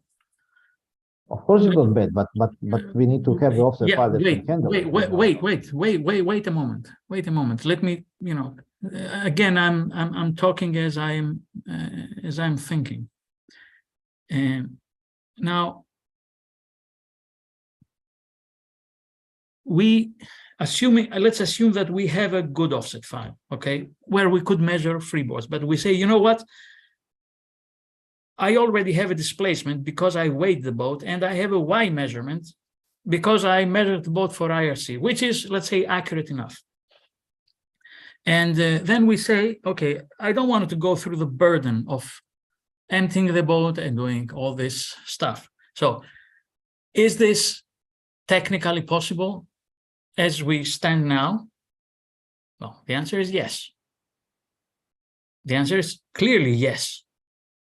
Because what we need here is to define the center of flotation of the boat, I think, the longitudinal one, and then simply, calculate the freeboards according to this rotational, let's say, across this center of flotation, which is very much not possible. Really. Sorry. I'm missing now. What you are suggesting? I'm just saying, maybe for the sake of the conversation, okay, I'm taking a case. Let's say that we have a good offset file, okay, a good one. The one on the screen is a good offset file. Okay, good. So what we know about this boat, okay, is the displacement, because we weighed it, okay, and Y measurement. Okay, but we don't have the freeboard points at the Y. let's say it's a good offset file. So we say that the freeboard point is the last point at the aft of the boat. That's it. The last station. You go to on the center. This is why. This is the one. If this is the freeboard point, this submission may work. But in 99% of our freeboard, our offsets, we don't have it. Yeah, sorry. Maybe we do, maybe we don't. What I'm just thinking loudly, okay, to see if this is feasible in real world. I mean, it can happen or it cannot, I don't know, but assuming that we have a good offset file, which has the last point defined, is this possible technically? It is. Well, right? It can also be taken as a freeboard point, which makes things also more easy. And okay, Gennaro.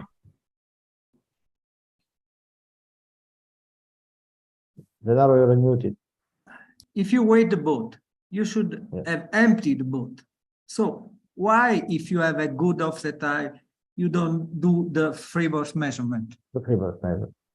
I mean, the trim is very important from the boat that don't have a good offset file. But in this case, if you don't have a good offset file, the Y measurement is totally unusual. Yes. Vasily. Muted. Unmute, please.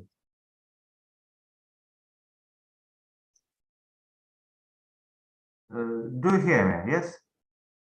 Yes. Hello? Yes, yes.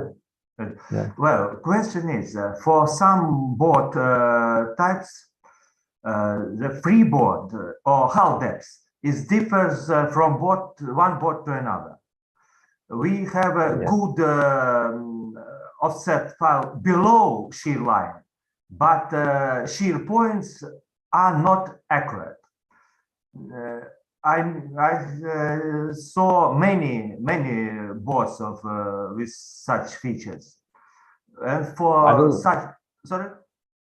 Yes. I will talk a little bit more about this on the next item on agenda. Okay.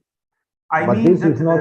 Sorry, Zoran. I mean that for such boats for which shear line is not accurate, the suggested method of calculation is suitable.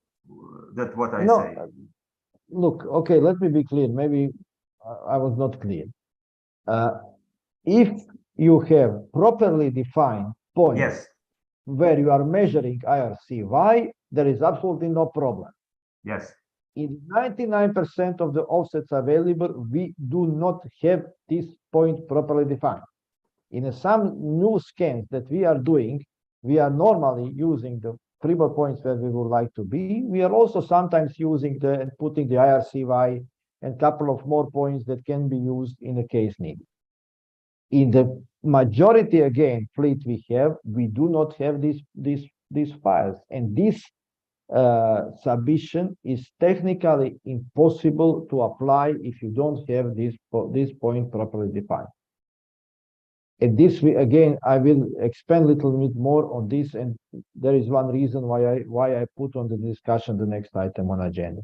So my answer to this submission is that unfortunately we cannot do it unless when we have the Y measurement and the properly defined in the offset file. Okay. That's all I can say for this. If anyone can anything to add, or we can vote and agree that unfortunately we cannot support this.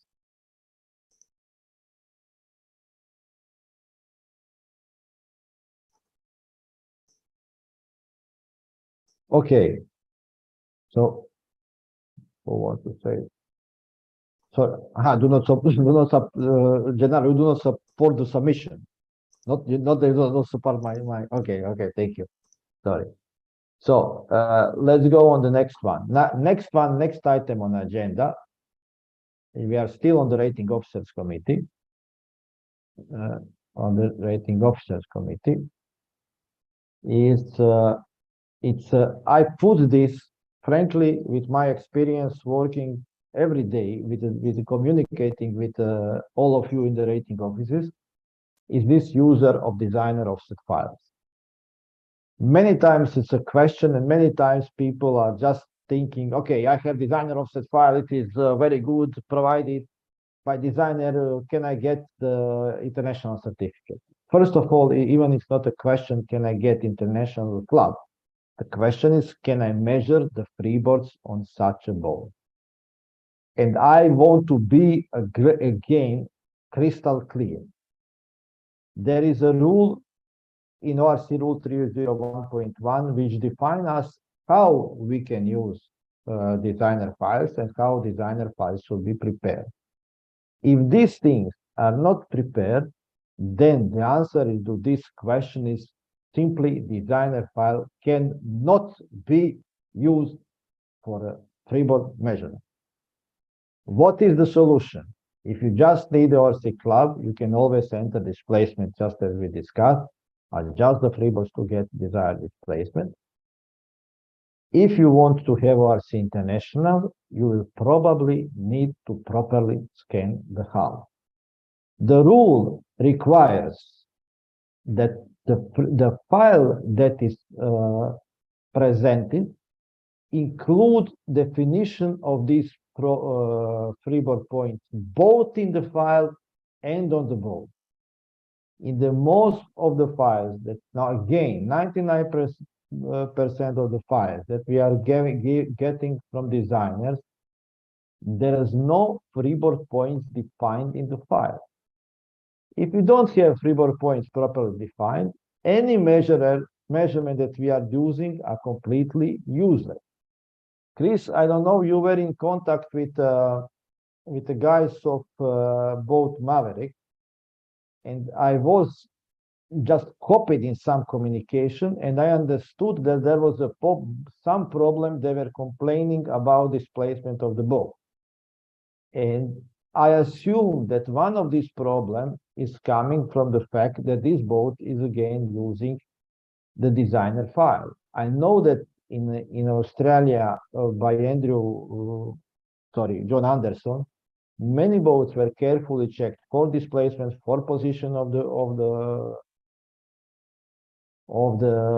appendages, and then everything was checked.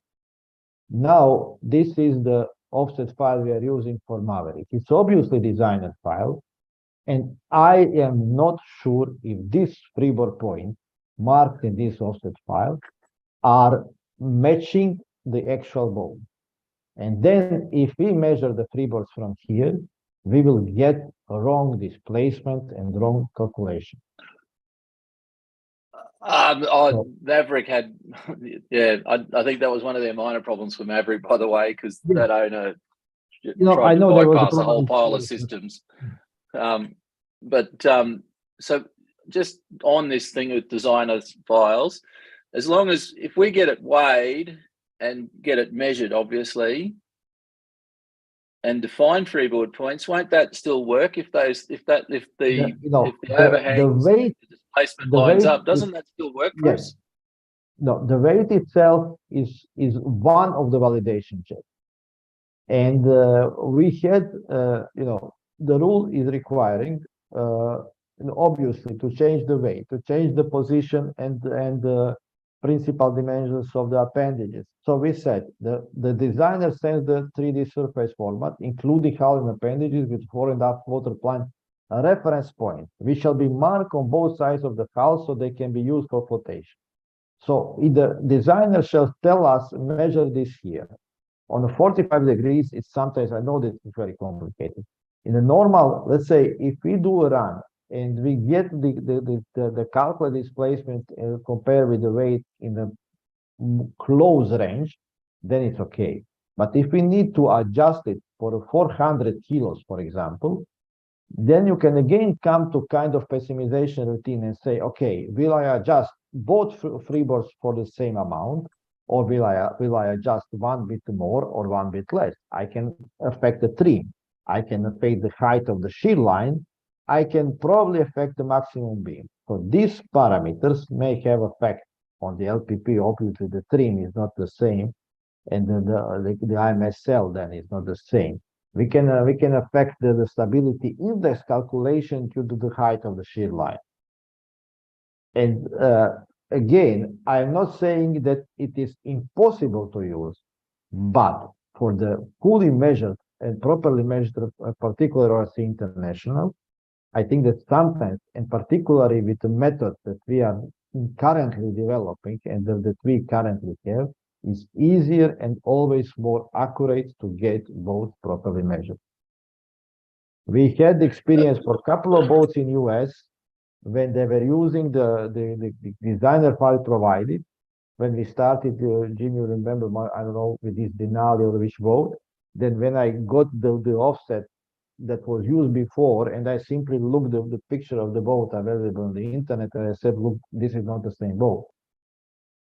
And this offset was just used because someone said, oh, yeah, okay, this is the offset we can use. So my strong message wants to be here is that we need to be very careful in any use of designer offset files. Can you just clarify what you mean by measurement, additional measurements? Do you mean scanning every hull? It's because it's trying to get scanners here is pain in the butt, just quietly. So what do you mean by measuring the whole hull? Like if we get something, like I'm about to get a boat called Caro, which has just been sent, I've just been sent Boaton has just sent me an offset file. Now, what do you want me to do to make sure that that's, because they want that for Sydney to Hobart, and I can just see it just being a major nightmare, and this boat probably does line up to its offset file, to the Boaton supplied file. What do you need me to do? The only option is to scan the boat. We can help, let's say, in providing. Unfortunately, I'm not sure if I will do the New Zealand trip the next year, but at some point, we can really help explaining how to use now the 3D scanners available on the market and how we mark what is needed from us to process an offset file. Because this is the only way to go over to this to this problem. So effectively, what you're saying is every file must be scanned. Every boat must be 3D scanned. Every boat that is measured for that has measured with the freeboard. Yes. That's right. I mean, unless we have the designer offset file that is really verified and checked that can be used. Vasily. So what's the process for verifying this file? Like I've just said, Boaton has just sent me the file for Caro, which is a TP52. Okay. Now they're going to want an ORCI issued. Okay. First question is, if the designer provided the file, did he mark the freeboard points in that file? I'll have to open it up. It's only been supplied it's only supplied to me yesterday. We can check. So the designer should tell you where in these files are the freeboard marks. And then the measurer should measure the freeboards on that points on the boat. Then the boat shall be weighted.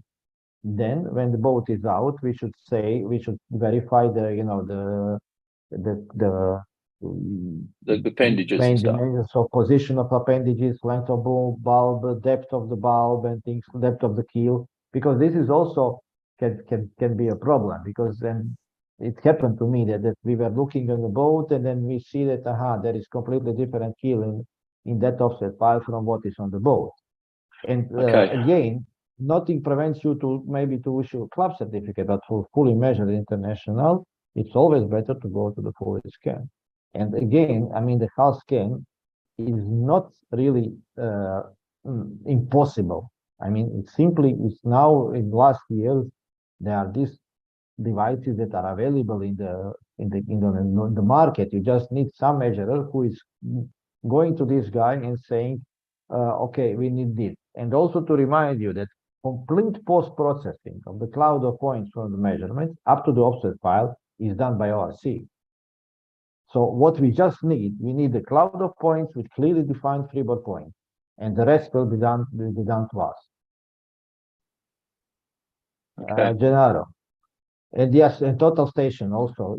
I'm talking about okay, but I think that checking an offset file divided by a designer file is essentially the same as of scanning, because you should wait and ensure you should do some a lot of checks on the position of the freeboards on the 8 of the freeboard station, the position of the appendages, all the dimension that at the end is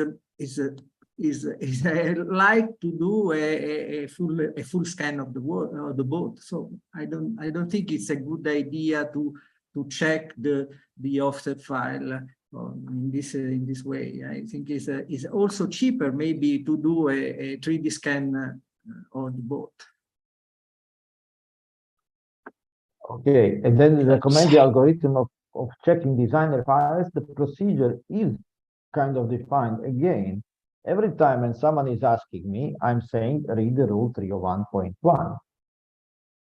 And then, you know, the problem is that you may say, aha, you started with this, you weigh the boat and you find a difference of 500 kilos. And then I would say, I'm sorry, stop. It is not something that we can easily fix. We need definitely proper scan. Again, just because in a case of this, what designer is providing us, he never care about how this boat is actually designed, and you don't know how the deck is connected with the hull. In some boats that has a nice chine or something, then you have the chine or good point where you can see and say, okay, I will use this chine and I will put my freeboard point here. But even here, we are not sure if this is properly defined chine or if there is a point here. And just keeping this point for 5 millimeters, we are making big mistake. The whole process of the scanning is not just obviously getting the shape of the hull, but the most important part is getting the 4 points from where we are measuring the freeboard. If we don't have, we are coming to the same problem of IRCY, having something measuring freeboards from somewhere that is. And I also, Chris, you remember, made some comments. Then if the measurer comes to some position and say, oh, I cannot measure the freeboard here for some reason, I will measure it half meter aft. It doesn't work, because half meter aft, we do not have the point defined in the offset file. So again, I just want to give here a very clear message what we are doing, and then from since last year, basically, or 2 years ago, sorry, all the new offset files that are coming to ORC needs to be marked as a green and say approved by ORC. And I can tell you now that we cannot mark green offset files that we do not know, that do not comply with our rules. And I think I was clear enough. Any question on this?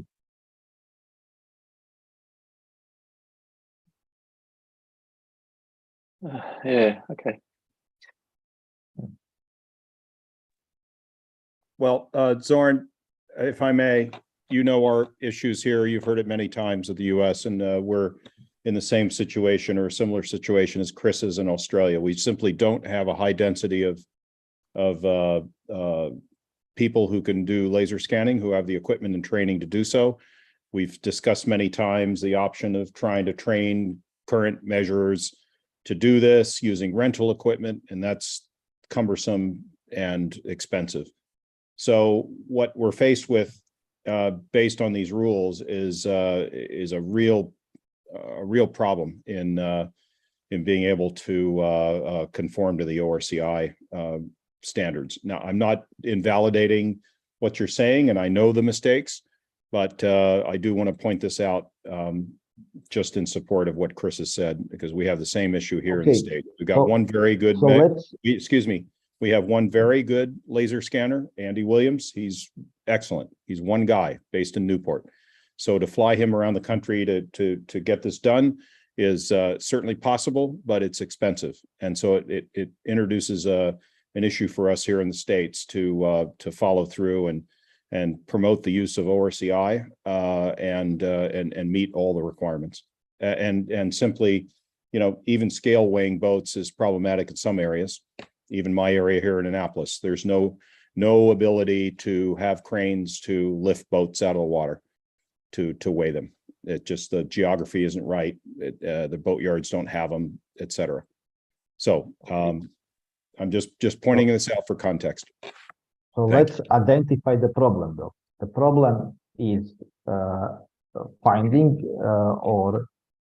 finding the measurers who can rent the machine and scan the boat. I'm not complaining, discussing about the cost for the moment, but I'm telling you that just in particular, when you say that you don't have the scale and picking up the designer files without any scale weight validation, I'm sorry, this will never work for ORC International. Full stop. Because simply it's wrong. We don't have any trouble getting them. We don't have any trouble getting them weighed here, Zoran. That's not a problem. It's just scanning is problematic, basically. So yeah.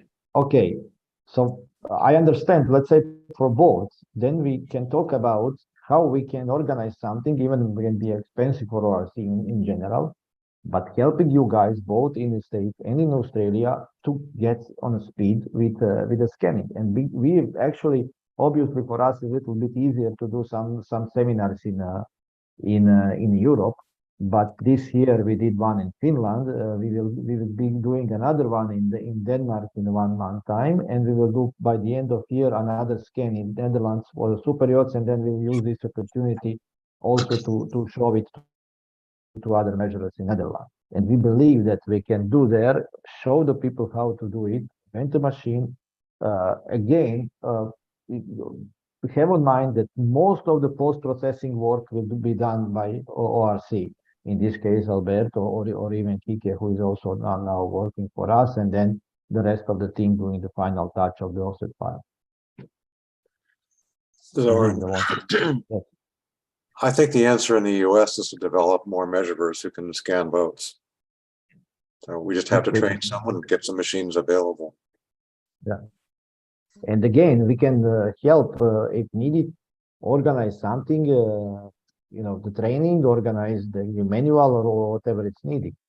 But you cannot absolutely assume that you will use designer files without any validation for the international certificate, because it's wrong.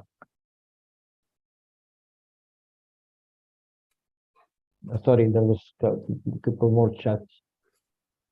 The file has been sampled. Okay, things just out.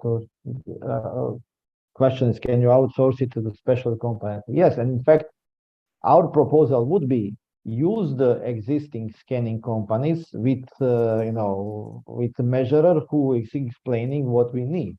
And we also actually have the scanning, the house scanning measurement guide with some instructions and with some details how to do it, and having the measurer just to to place the target marks to know where the freeboards are. And because it is also very important to understand, we had several issues with the guys who were just scanning the boat, coming up with a cloud of points without any freeboard points defined. Unfortunately to say, this is again waste of probably time and money, because then if we get the cloud of points without the freeboard points defined, we cannot use it. Where to put it, the freeboard points, and how we get the accurate measurement. And also to tell you, in the last year, 2 year or two, I think that we processed, Alberto can confirm, but 50 or even more clouds and offsets.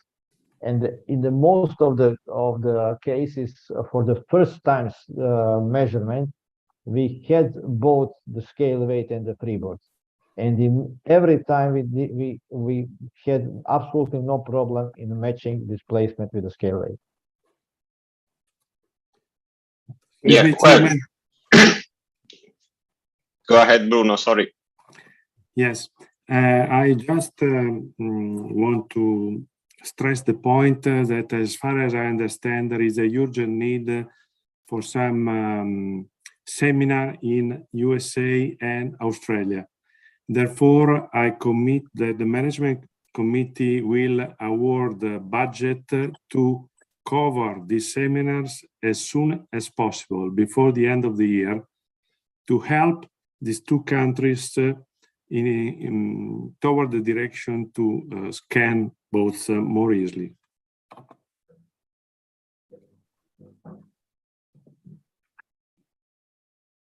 Thank you. Alberto, I wanted to say. Yeah, sorry, just to confirm what you said, that we post-processed more than 50 clouds in the last year and a half. And in 99% of the cases, we found a perfectly matching between scale weights and freeboard measurements. Okay. Anyone has any other questions on this?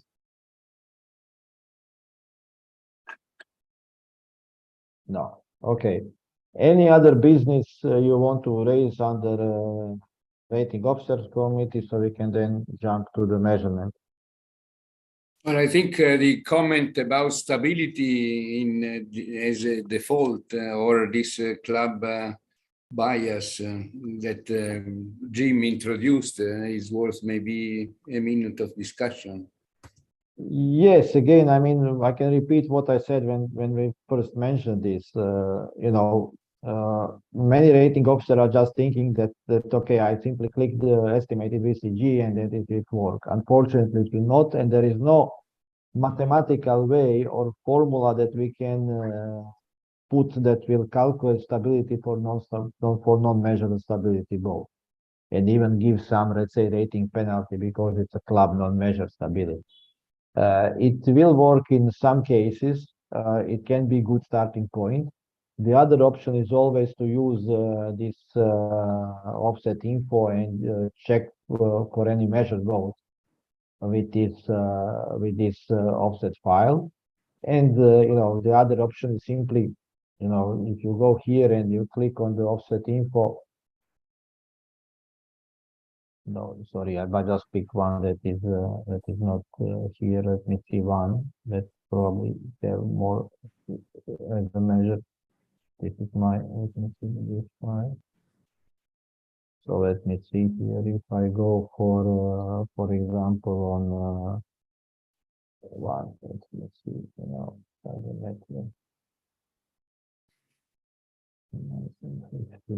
which one I can pick. Sorry, that to find.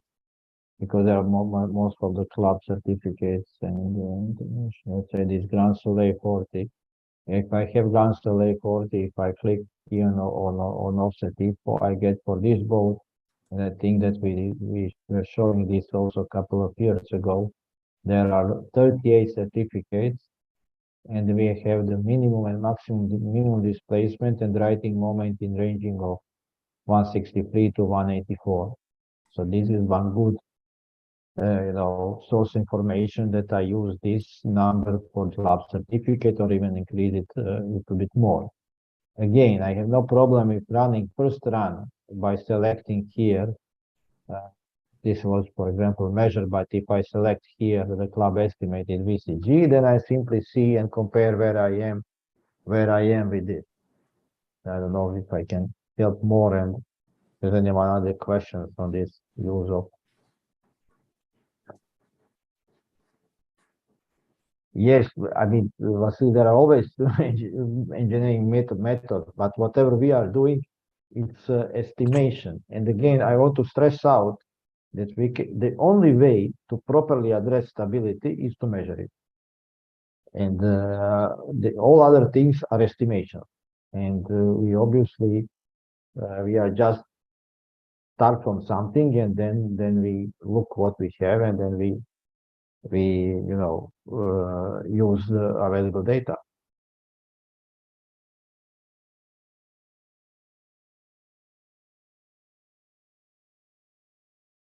Okay, anyone want to add anything?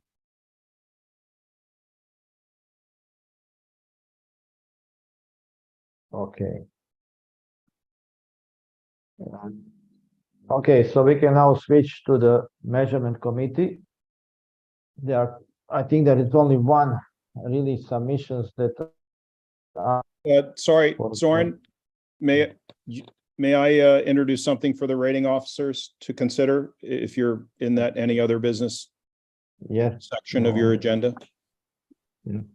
Yeah, and this is for years this is the following. For years we've had a promotion of for the ORC certificate holders to get a subscription deal to Seahorse magazine.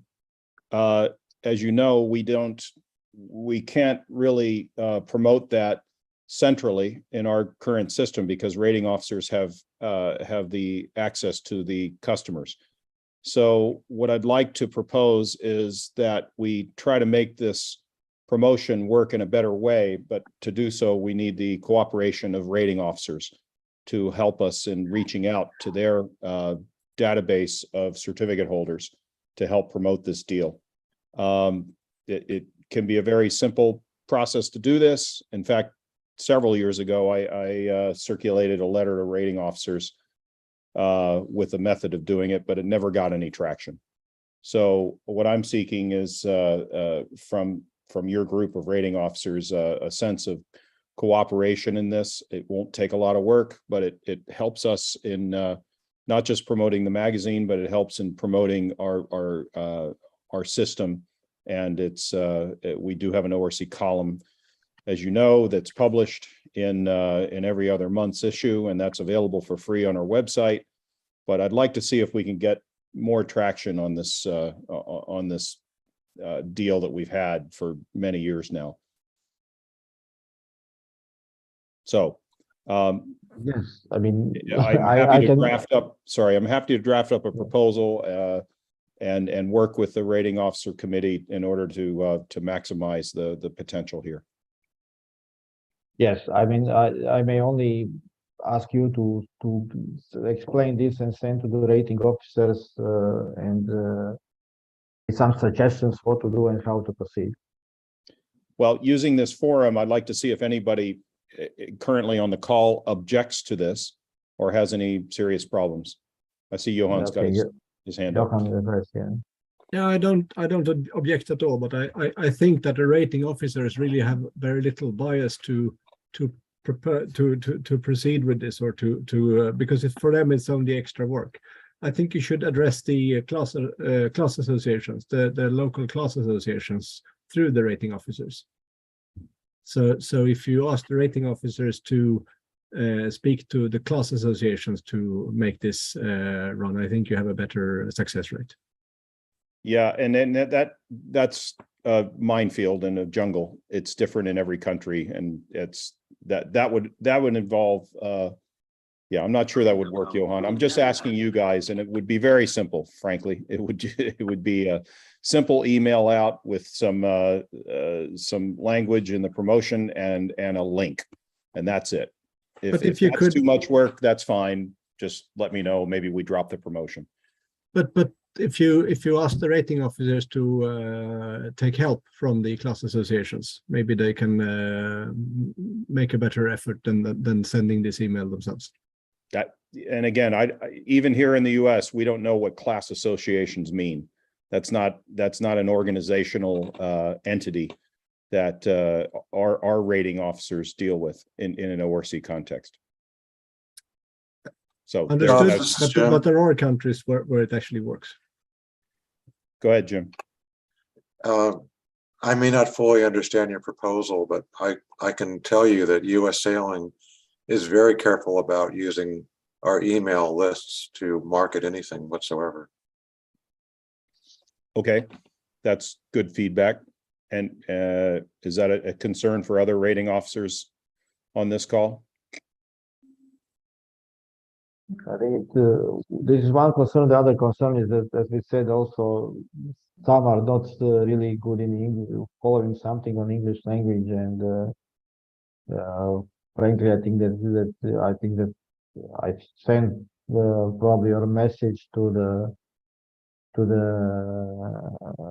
owners here in Croatia, and I don't know how many I may expect that will really go and read the electronic version of the code. Well, Raymond has a suggestion in the chat window about a promotional link being put on certificates. maybe that's, you know, I don't know. I'd have to ask Paniotis, I guess, since he's I think that, involved sorry, most with I the think certificate design. this is the question from management and this is the policy. Yeah, I can question, so already step in and say that's a no, NO capital letters. Okay. Well, maybe what we'll do then is let the guys at Seahorse know that the relationship is not able to work in a way that they'll That's like. your conclusion, Dobbs. Is not a conclusion of the sailors. We made. Yeah, but I'm trying to reach the sailors, Bruno. Yeah. Yeah, maybe Not, you don't not need through it. an official ORC certificate. Okay. That's what is a capital letter no. And I think this discussion has shown you possible ways to reach through national association, owner association, instead of putting the burden on the rating officers. Okay. Dobbs, the U.S. rating office would like to have a subscription. I'll talk to you offline about that. There's a promotional deal already on the website, Jim. Comments from this is also that Australia, we don't promote commercial unless there is agreement, special agreement in place. So. Okay, thanks for that input. That helps. Yeah. Okay, can we now switch to the measurement committee? And again, I would really ask you to. It is, you know, quite a long time, and keeping the time zones. I think that ORC is for Chris probably. The rest of us are still in a so let's say normal time of the day. But anyway, I would like to speed up as much as we can this discussion. As I said, there is only one thing that that probably will have a little bit longer discussion here. Can I assume that we can approve the minutes of 2021 unless really someone has some comments on this? Okay, this was easy. So we go with submission. Spain 1 is the healing correction. This discussion was already discussed in the ITC, and then the submission was asking to modify, extend the IMS rule B1. Just to explain the B1 rule, is talking about the measurement trim and particularly positioning of the ballast. The rule says the ballast, if any, should be positioned as low as below the cabin sole or as low as possible. And the problem was raised up when actually by the chance I got an email that was sent to the German rating office about the boat that was measured in Spain. And if you can see on the screen, this was the arrangement on the ballast of this boat. And when we're solving this, I immediately raised my hand like we are doing now in this discussion, saying, guys, that is not in accordance with the rule, because it is, you know, first of all, it is above the cabin sole and it's probably not as low as possible. And looking this arrangement with the ropes, it has significant safety issues maybe here. I think that, and also basically just to tell you that the decision of the ITC was in the sense not to support this submission, but simply to clarify that yes, ballast shall be as low as possible, and to define what this means permanently fixed. Permanently fixed means glued or even welded or somehow to the structure to prevent any possible movement while racing.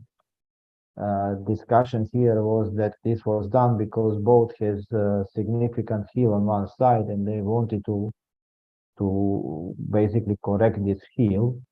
And the answer is still yes, you can do this provided that you are keeping the ballast within the rule. The last thing what we want that people start to playing and put the ballast at the shear line or something like this for two reasons.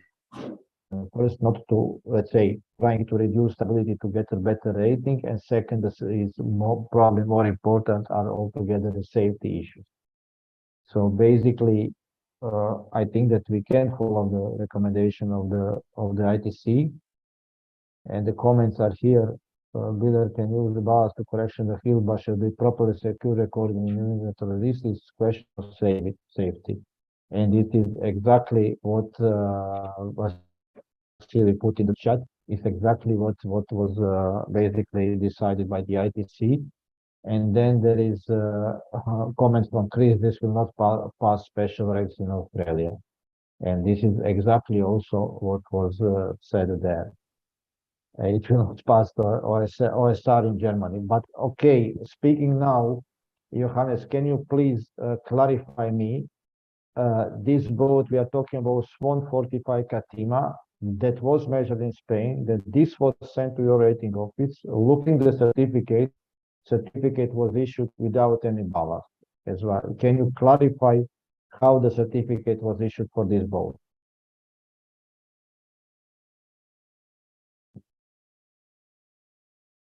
Johannes, are you here? I don't know if he's in. But he was chatting, I mean, on the chat. Yeah, you are here. Johannes, please unmute, sorry. Hello, can you hear me? Yes, yes. Hi, here I am, sorry. Yes, I'm surprised to see that, to be honest. I wasn't aware of this, this arrangement and the way how it was done. And I'm quite shocked to see that in that way. And I will have a word with Timmy about this, because this is in no way acceptable. Why the certificate has been issued, to be honest, I have to pass it on to Robert. He probably has done the certificate on it. I don't know. But we will have a look at that and investigate it and then come back to you if you want. Okay, I mean, just to tell, I mean, the picture is copied from the email to you, to your office. I think that you are both reading this. So, and my comment immediately on this was the started discussion, and I said this cannot be. And then we know that this was the boat that was participating on the Swan Cup, and if we understood on the certificate there was no any ballast recorded. So my question is, how on the end the certificate was issued, based on which measurement? But I don't know, Robert, if you have any information. Yeah, I need to pass it on to Robert. I don't. Well, hello, Zoran. First of all, this boat was measured by Tatcha, who is also here in this chat. And this was the picture, I think, before measurement, where they placed the weights, if it's ballast weight or if it's balancing weight or is it corrector weights according ERS. We have to define where the differences are. And they placed it exactly in that position to get the boat perfectly balanced without heel. And this is this was in the widest position to use as less as possible weight to achieve the zero heel boat trim in measurement condition. To get fixed for building error from Swan yachts. And then they proceed with the measurements together with Tatcha and got freeboard points, freeboards measured and stability.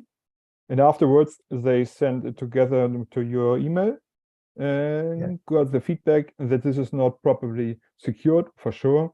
They acknowledged immediately, but this was just for the measurement, before the measurement, where they tried to figure out where the weights should be positioned. Okay, that's good. I mean, I'm asking this because I raised up this question and unfortunately don't get any answer to my emails after that. And frankly, at the moment, I even, you know, probably forgot it being on other things. But at least to clarify, I hope that this was done just before the measurement. One thing to clarify: this is not corrector weight. Corrector weight, if you read by the equipment rules of sailing, is something that you add to make the class rules. And here in ORC, we don't have any requirement of the boat to be floating with zero heel. This is not requirement.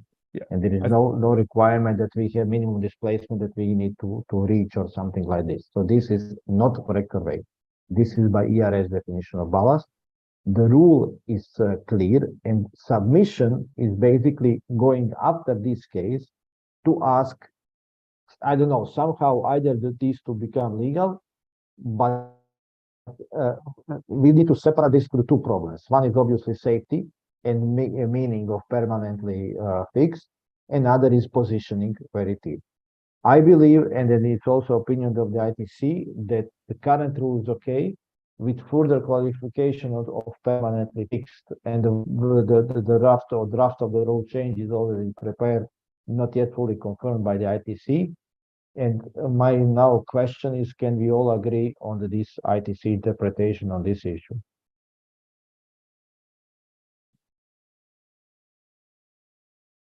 Okay, if there is no any other comment, I assume that we may agree on this.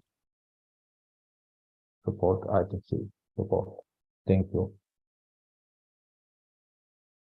Now we are coming to one of submission that is coming from actually, oh, Pablo, you want to comment something?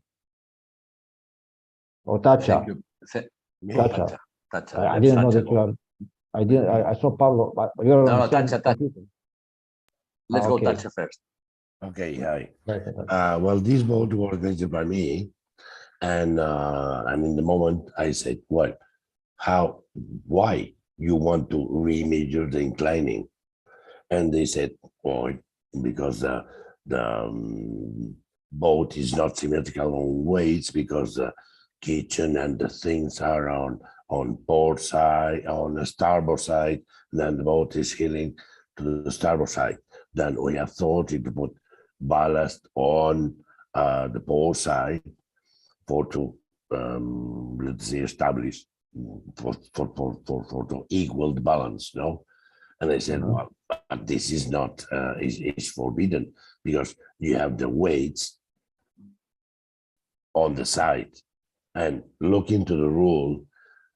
It says that the weights need to be placed as low as possible, no? But as low as they are put as low as possible, because underneath this lead, the picture that is mine, underneath this lead are the tanks that cannot be, and the tanks arrive from that point to the center of the boat, close to the center of the boat, then is fixed as low as possible. Then is following the rule. No, other thing is what I am saying on the submission, that these do not, for me, are not corrector weights, because corrector weights are for level classes, or are not ballast, are simply weights, let's say, to balance the boat, then are not under any rule, let's say, internal ballast or corrector weights. There is many of super yachts, and you know, or if not, you will know now, that for the inside distribution of the owners, that they want the kitchen here, 2 toilets here, or they have a huge healing to one side, and the yard or the architects are putting ballast on the other side. Ballast means weight, not ballast. Sorry, put weight on the other side to balance the boat. That this for me is not internal ballast or a corrector weight. Then it's something that has been fixed and has been fixed properly. This was only on the moment of the measuring, has been classified, and now are part of the hull of the boat. Okay. And they so, will not move that, no? So just to repeat, the ERS definition of ballast is weight installed to influence the stability, flotation, or total weight of the boat. So this is the ballast because you are influencing flotation, the trim or heel of the boat, how you want the boat to ballast. And I think, okay, we can argue and discuss this about this as low as possible, if this is really as low as possible, because probably there is tank, there is a cabin sole, and there is probably some place, and obviously you will need to add much more weight in that place to get the heel. So I'm not 100% sure that this is as low as possible. We can argue and say, okay, below you need to put some ballast below the cabin sole, and if you cannot heel it, then you still can find something as low as possible. But again, the submission is asking modification of the rule, which I think is not needed. The rule is as low below the cabin sole or as low as possible, and the only modification actually we are in a way supporting submission by clear definition of this permanently fixed, and this was discussion, and this was the ITC decision. I definitely do not want to have the rule that can tell you put the ballast wherever you want, as long as it is inside the hull. Yeah, but that's you Yeah, no, I understand perfectly the rules and everything. No, but the thing is, what do you do if you found a boat that is held to one side, and they want to correct that? Let's say, if it's not measured, and the yard knows that, the yard can add, as many boats are in this situation, they add lead on one side, they plastify everything, they form part of the hull of everything. You don't see it, you don't see it. I agree. You don't see it. I agree. If this becomes integral part of the hull, completely plastified or whatever it is, then it can be taken as integral part of the hull. Even though, frankly, I think it is really a bad thing to do it, but okay, it was probably a bad thing to have the boat heeled on one side. This but was yeah, the picture. And also to answer, I mean, to answer to Jim, can we calculate the TCG from the angle and heel, and then the right boat is always sailing on the tack the TCG and has stability? The answer is probably yes, but frankly, yes, of course. It's overcomplication of something that for every boat to calculate initial heel and put in the VPP calculation. It's something that is really overcomplication, I think. This is another thing. This is another thing, and the boat has plastified. This was the picture at the moment of the inclining, with the well, they said that they was going to plastify it, and I have seen it. I can send pictures you want of this lead plastified on the hull. Okay, I didn't get any information after this, and then that was this. But again, sorry, I'm a little bit rushing up, but we are almost 3 hours now. Are we okay? Are we okay that we go with the ITC recommendation on this? Is anyone who is against to make it? If not, let's go to the next one. Okay. Yes. So next one is the Mancom one. That is, maybe you see, and it's something that is coming, frankly, from the experience we had on the checking the stays on the championships during the year. Pablo, you want to say something now? Well, regarding this submission, I totally disagree, because it means that you have to carry 10,000 different stickers when you go to measure. Okay, okay, sorry, Pablo. Let me first explain the submission, and then I will open the discussion. Okay. And yes, it may look different.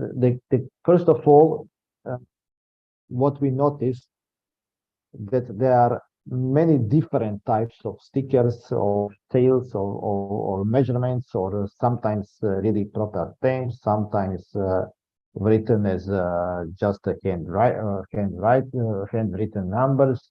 Sometimes abbreviations are as in our rules. Sometimes abbreviation is 1/4, 1/2, 7/8, and something like this.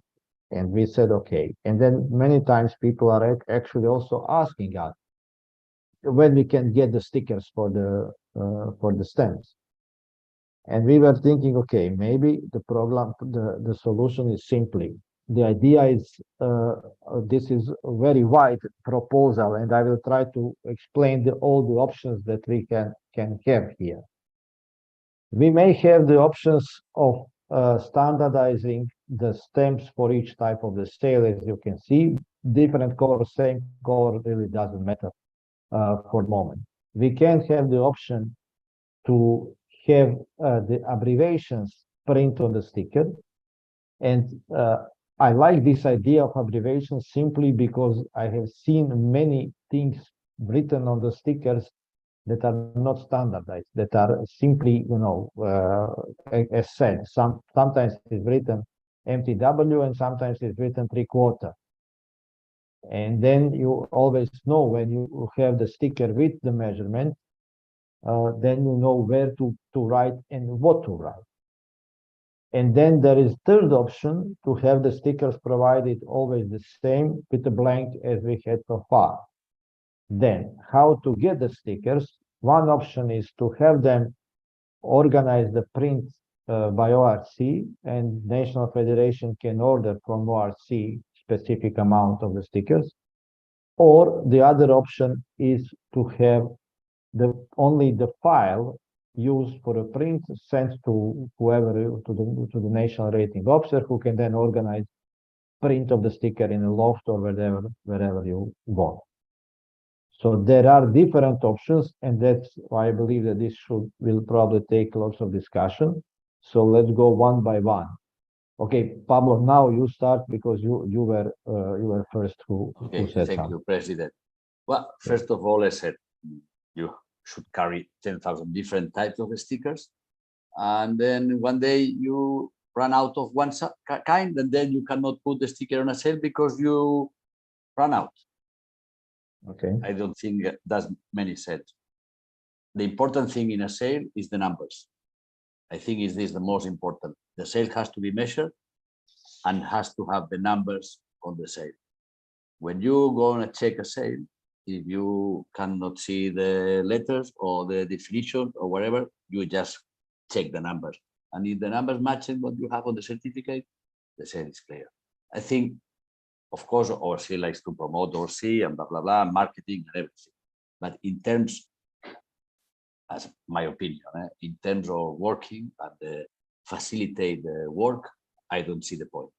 I have my own stickers. I go to the printer, I print them, I sell them or give them to my colleagues in Spain, and that's it. Sometimes if I run out, I write with the marker in the sale, that's it. And to try to impose this thing, I don't think it's good. Thank you. Okay, Gennaro. I am against this submission. As you know, I think that I am in favor of the vector file from ORC to stamp in our national authority with some watermark, for example, as we do in Italy. And I think that about the abbreviation, you are referring to not to measure, but to something like an ENICE certification that is not working very well. Because as you know, when you found something 3/4 or something like this, if you look in the national in the identification, you can see that it's not very clear if it is a measure or not.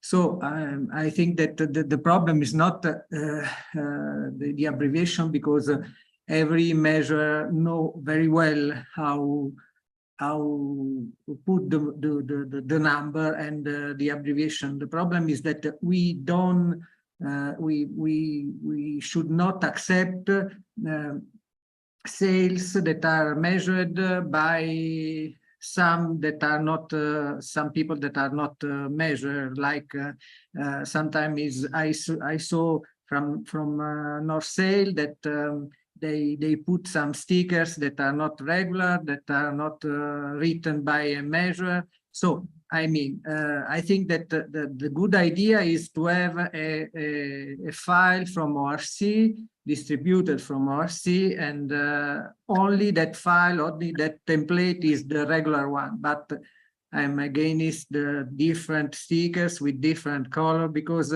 as Pablo said before, we need to carry a bunch of these stickers because we don't know if there is a jib or a main or another sales, and it's a mess. Okay. Thank you. Guys, I will open discussion, and I will leave you on the end and another information that may be important, but first I would like to hear your opinion. I think if I noticed correctly by the orders, I think that Johan is the next one. I can just very quickly show the stickers that we have focused on in Sweden that I think you saw a few of, and by having about 100 different measures to help them to actually always use the same abbreviations according to UMS is really helpful during regatta control. Yeah, we can do this later, but we see Robert. Well, first of all, I don't see the need for this, because there's no problem with the rule. We have all abbreviations within the IMS rule. We have a template for the sticker or for the layout of the sticker in the IMS rule. It's all there. And if we talk about the problem, it might more be a problem of training and education of the measurer if they don't fulfill the IMS rule.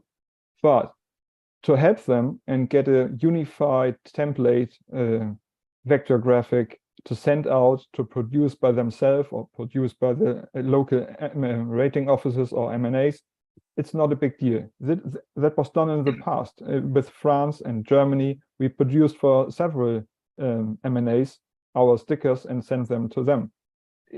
It's not a big deal, and the sticker should be unified to be one sticker for all kinds of measurements, like in the IMS rule. It's already in the rule book how a sticker should look like.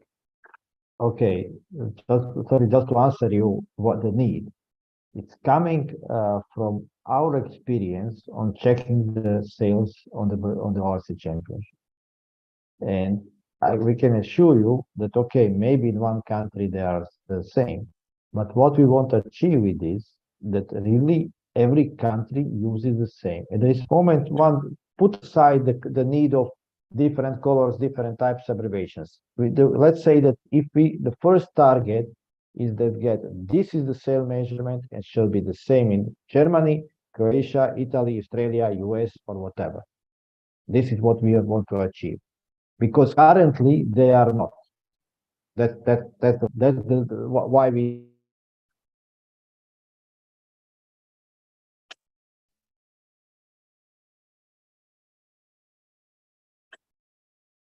Soren, it's dead. May I take the we lost the chairman. Yeah. Should we wait, Alberto? Sorry? Should we wait for Zoran? Well, Yes, I think yes, so. We wait. He should come back. Now we make a decision without Zoran, and we are finished. Perfect. Okay. No, on Australia we have our own certificate. We have our own stickers too. Will that focus? No, it won't focus. I can see. That's what we have, because we're going to support another system as well. But yeah, it's exactly the same as the ORC one. Yeah. Oops. Oh, he's gone altogether. Let's have a party. Run out of coffee. I think we all agree, but Soren doesn't agree. Yeah. He just left the group. But I think also on top of this, there are some other measures that measure for IRC, and they write their own stickers, and the sales are also valid for ORC. So I don't, as you said before, I don't see any problem with the actual system and the way.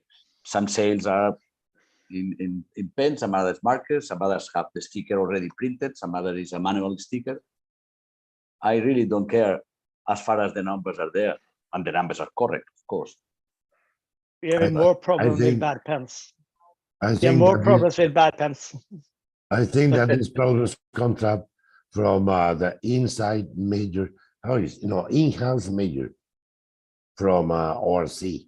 Well, but from IRC, sorry, because IRC allows the sale makers to stamp and a sticker on the sale.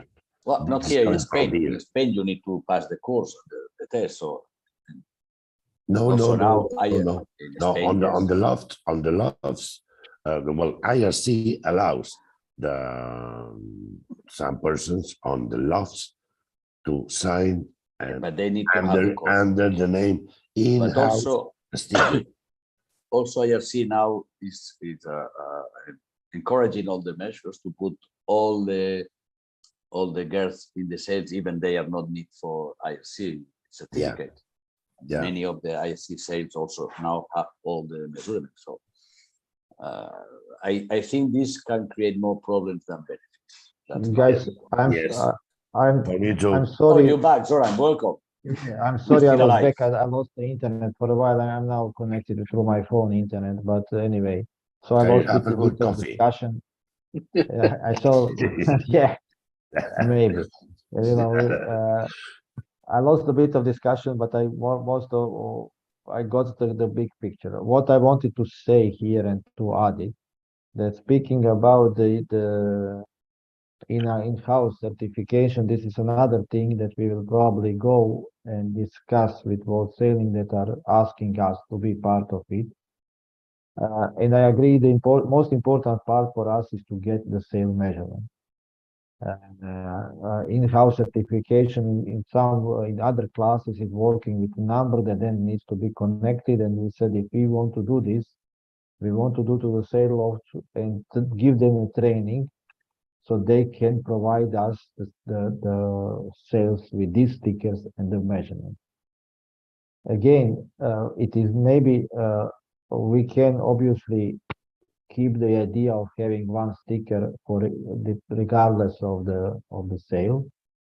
What I think, and I ask you to agree that we need a sticker that is standardized from ORC to every country and to every sale law that can be part of the in-house certification in the future if we make a deal. However, if you see there are two separate design of the stickers which I believe we need, and these are for the special reg sales, because on the special regs there are a couple of different measurements that we are taking, and for this leach and tech leach we actually do not have obligations because they are defined by the special regs, not by our rules.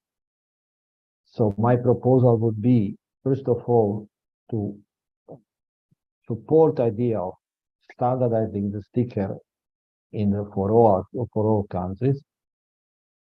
Second, to provide these options to buy the stickers from ORC or just to get the PDF vector file to print it. And third is to have the stickers also for the special reg sales defined. These are the three proposals that I would like to hear from you. And I have raised hands from Per, then Yanis. Per. Yes, as a service, it's good. There's no problem having it as a service, but up to date, we have the ORC stamp in IMS rules. Some sale makers like North Sales use it. Several other federations print their own because they use these stamps for all kind of classes. So they don't think about ORC as the only one they use. So, by my opinion, have it as a service. Yes, but we still can provide them for those who are measuring the sales for ORC. I mean, Yanis. Hi, Zoran. Hi, guys. My opinion is that it's a very good idea, but not to be mandatory for the measures. Because, you know, you are in a race, you have to measure a sail, you don't have a sticker with you, maybe. I think will cause problems if must be. Okay. I mean, guys, sorry, do not think about the problems. We don't have the sticker. I mean, I assume as if we publish the sticker or you know, if you, I don't want to discuss of the problem that I forgot my stickers at home. This is not the problem. The problem is that the sticker is there and should be there. You know, this is not the question we are discussing now. Chris, and then. Oh, yeah. Look, for a start, the stickers are mandatory in Australia. The only thing I would like is if we're going to produce these things, that we have somewhere for the local authority to put their icon on it or logo on it somewhere, which is what we have. We have our own stickers as well, but we have the local authority's name on there somewhere. It's the only thing I'd ask for. I mean, the local authorities M&A feel that we usually put the three letters code for M&A. This is originally how it is invented. Oh, I mean, the one that is, there is the, you know, we didn't put it here because, I mean, there is almost a joke, but it's true that, you know, in our rule, you have this sticker written here. And I think that someone can confirm me, but I think that some countries actually printed this with the letters M&A. I mean, it's just, yeah, it's for that reason in these samples that there was not. But let me see, Hepo, you are the next one. I want to say.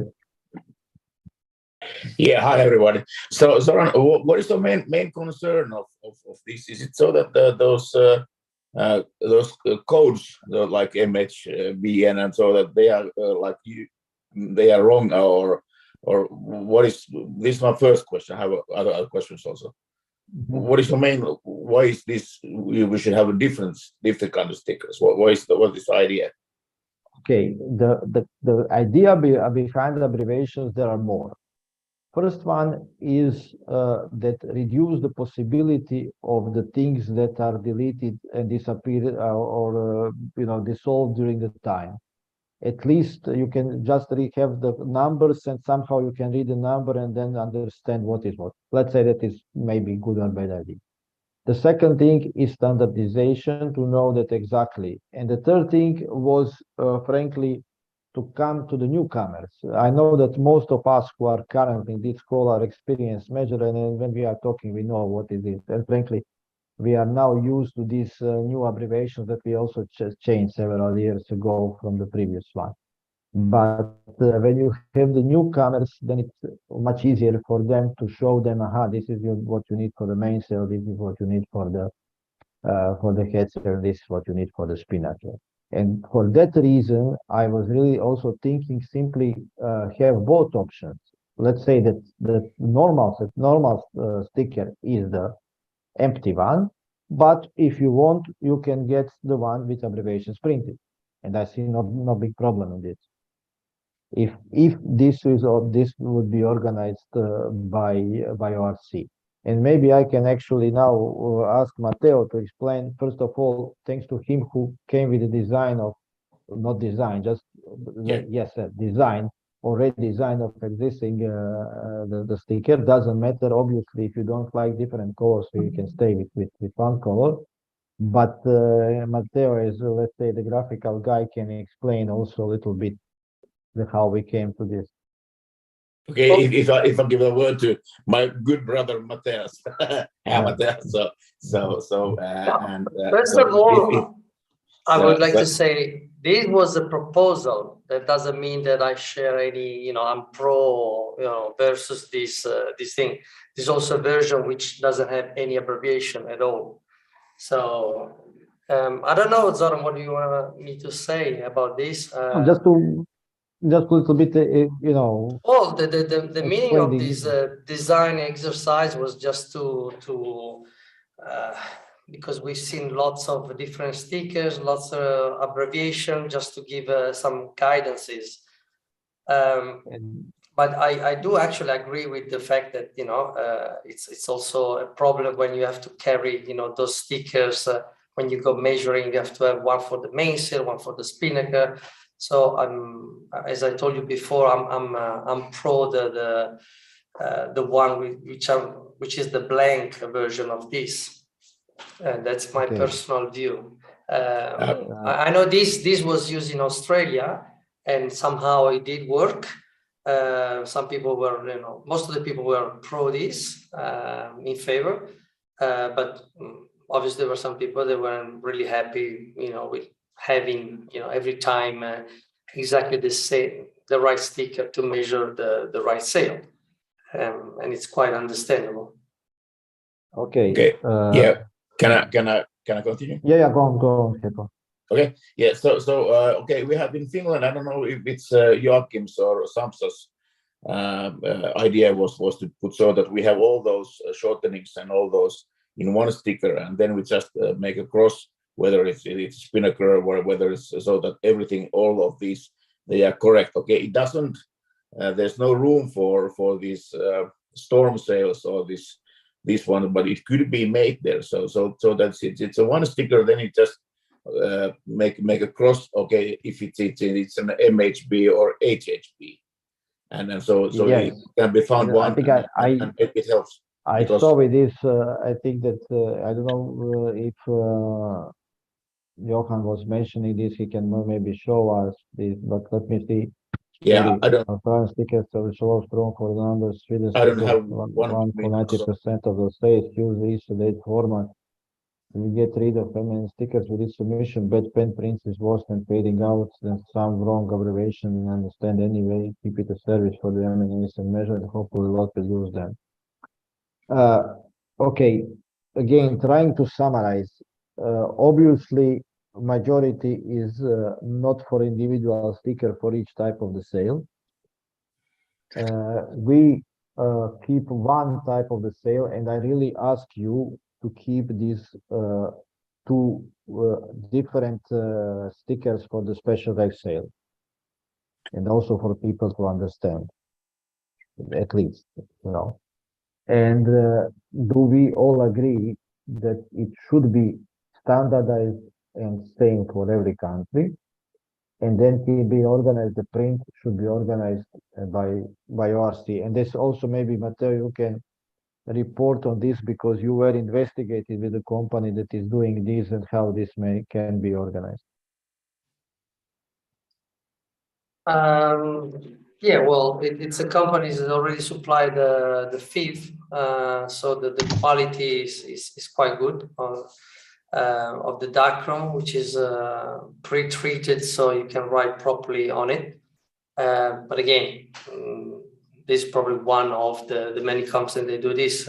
We know the quality of this company in particular, which is in Italy and in Liguria.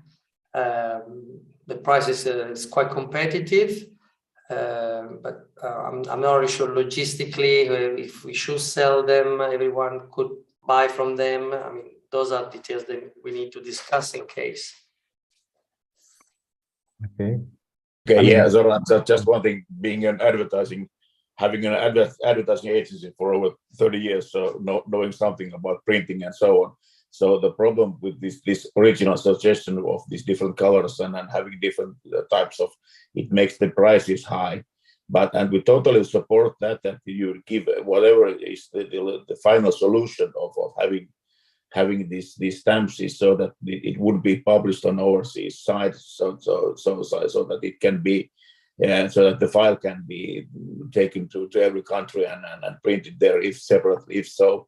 But whatever, so we have found it quite hard to find a good print provider here in Finland. So in order to get it to this good material, yes. So that the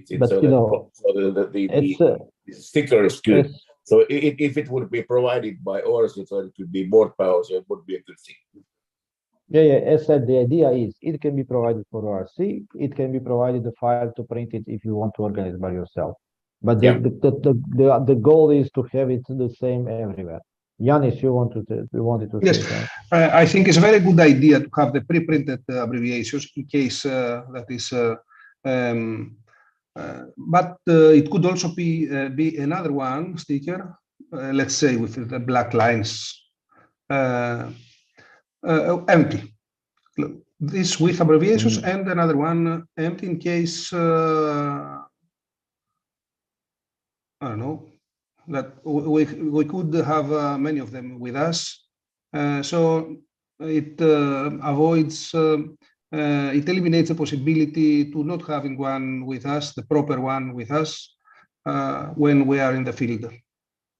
Yeah, I mean, my proposal would be that ORC is offering and helping produce of these stickers, which can be A, fully empty, B, with abbreviations for different type of the same. Whoever wants to order one or other can do both. Or only one, or only second, or both. Doesn't matter. Okay. Okay. And you know, these are the options. But the important is that layout is standardized. Pablo. Thank you, President. I think we are half an hour discussing a thing that is not actually a problem.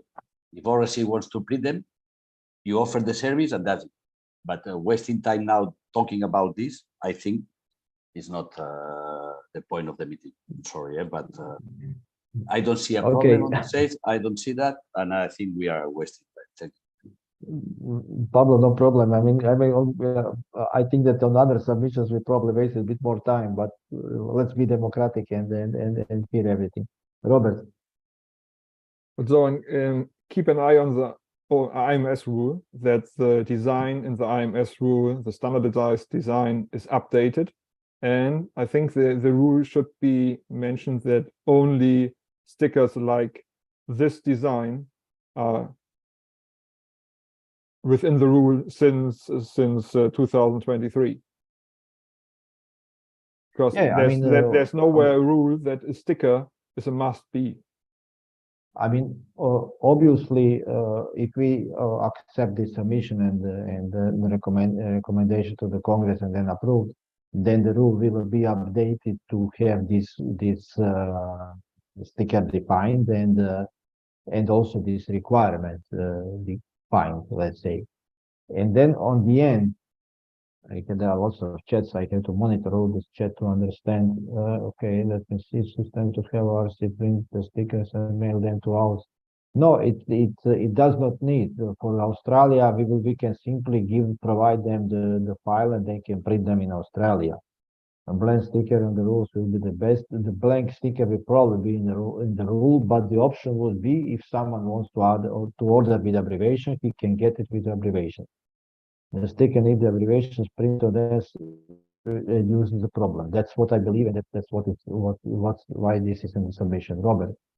To be honest, I think North Sales, Doyle Sales, Elström, One Sales, and so on, all big sale makers have their own slightly modified design of a sticker. If it's just a color for like the sale maker's brand's color, or is it rounded edges like Pablo showed us in the meeting chat. If we want to make it 100% strict, I'm not aware that this is a problem. Like Pablo said, there is no problem. Just offer the service, but without any stricter rules than the current rule book. If the North Sales is having these stickers, they will probably, use all these stickers, but at the same time, instead of designing their own, they can obviously print, but only with the file that we give them.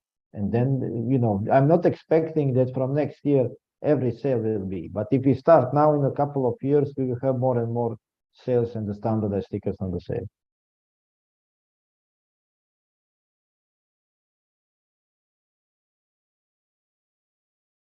Okay, so I don't know if there's any more discussion on this.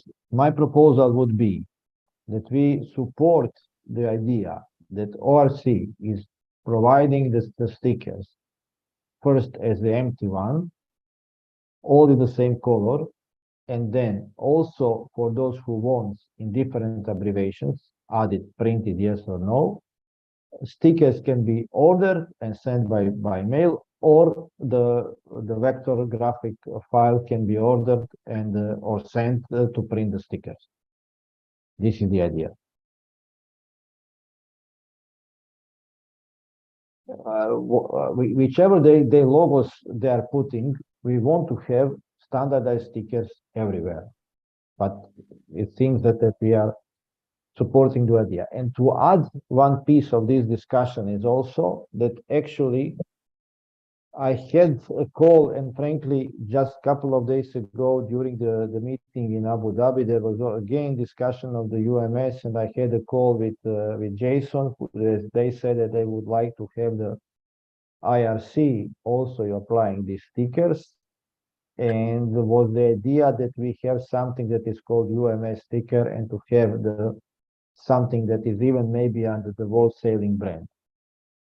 And for the moment, this was just initial talk. We may have something that goes more in this direction, but I cannot report more than the brief call that I have a couple of days ago. There is some interest to do it, but I don't know how much we will manage to do it. The fact is that IRC, for example, invented different abbreviations of the HSF measurement, while we still consider this as a head cell, and this is kind of making slight problem. Maybe we can start with this and later see what will be, but I just wanted to inform you about what I have this discussion. So there are some stickers from Australia. I leave it open. You will see a problem with stickers, and I think you are facing the problem. But anyway, are we okay with what I before suggested?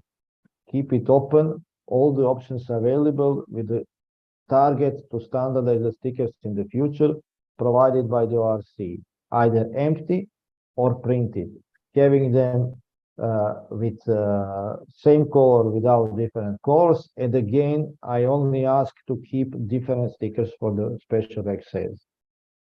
Are we all okay with this proposal?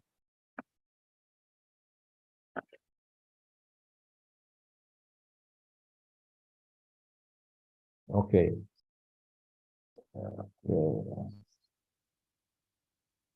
Pablo, Pablo is only who is. Yeah, again, you are. Excuse me, President.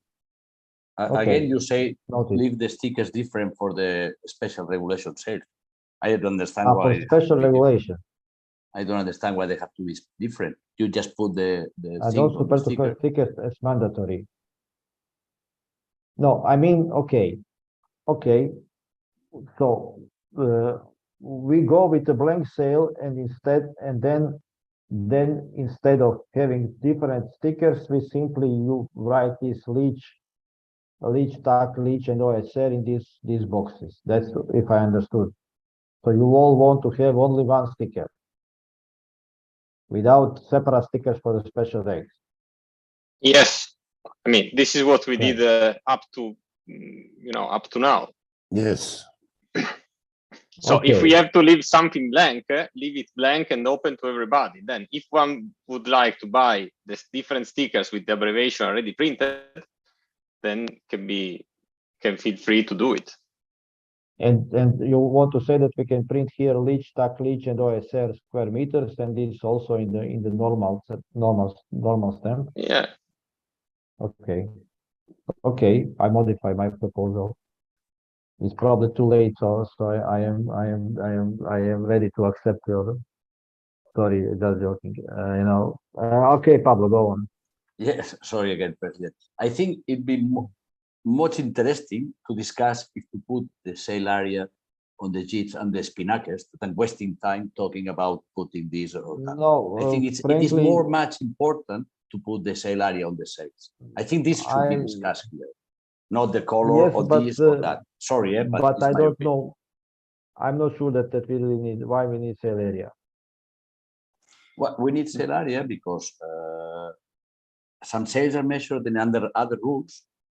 Both has a different sales that they are not on the sale inventory, and they want to know if they put it in or they not put it in or whatever. So I think it should be really much more interesting and helpful. I mean, the sale area is something that should be checked by the rating officer or on the certificate. And frankly, why? Sorry. Why does?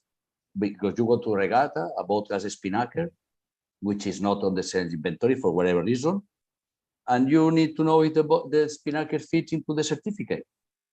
Yes. If the sale area is written on the sticker, it will be really helpful. Otherwise, you have to do a. The problem with the sale area, is that during the year we can, for example, change the formula of calculation for some reason.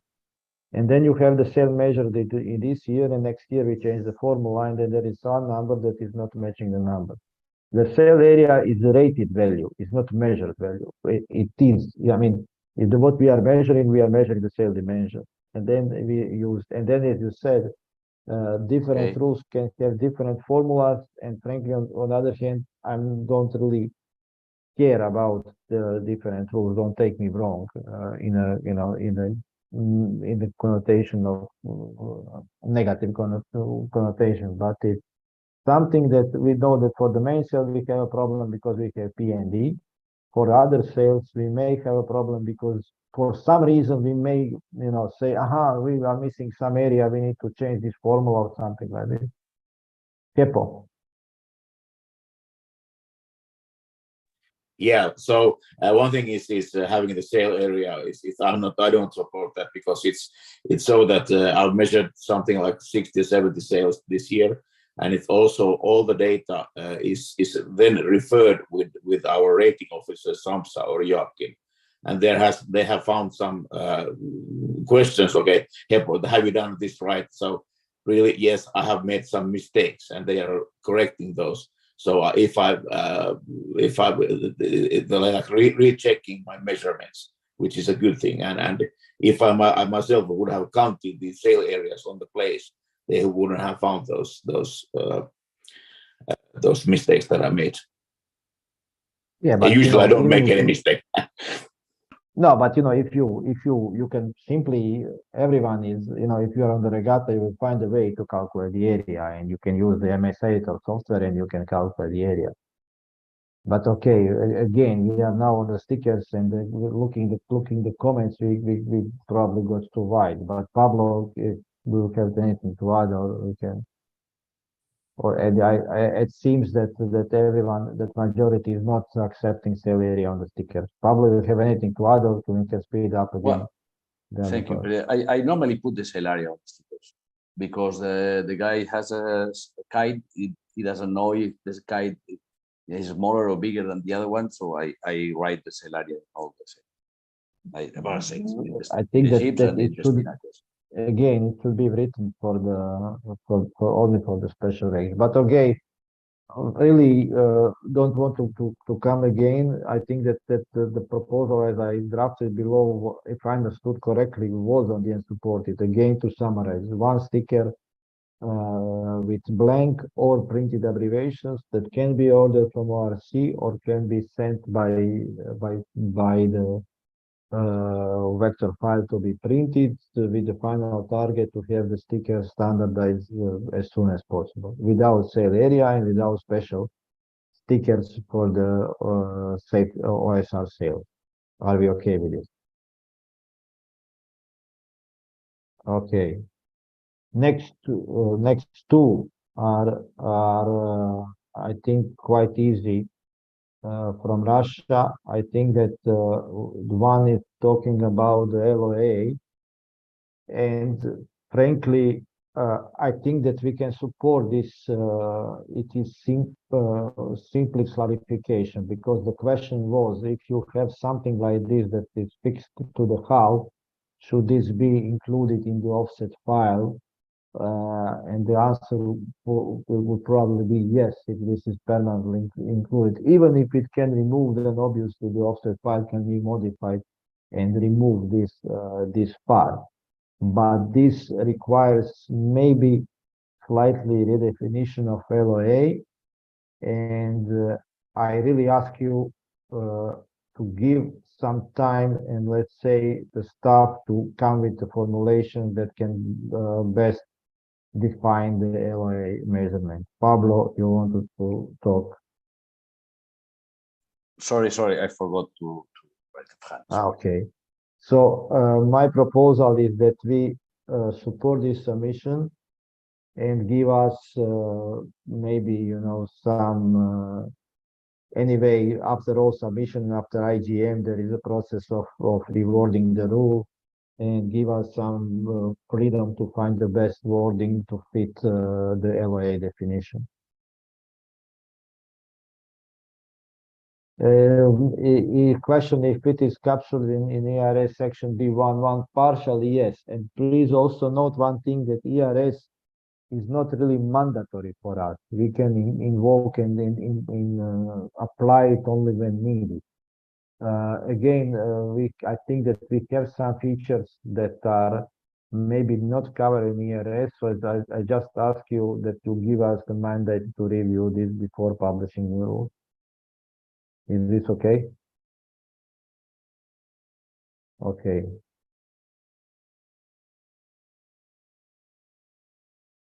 Okay, Russia 2, and I think this is also the, as I said, the easy one is the last year we introduced this WPL measurement for the whisker pole that we wanted basically to standardize in together with SPL and TPS, and I will come again then also to USA 4 before USA 1. Basically, our idea was that to measure everything from the forward side of the mast up to the most forward point of the spar. But the fact is that actually the whisker pole is never positioned forward; it's positioned transversally, let's say. So then the logic is maybe to be measured from the, you know, how to say, from the side of the mast, not from the forward part of the mast. And I think that this question was raised up, if I remember, Chris, you were asking me something. And just also to be clear, at the moment, WPL in the VPP has actually no effect. It works more like you have it or don't have it, but we introduce the rule because it will maybe be further streamlined in the future. So the idea here is to change the measurement of the WPL to be measured with the whisker pole positioned from the mast when positioned perpendicular to the center line.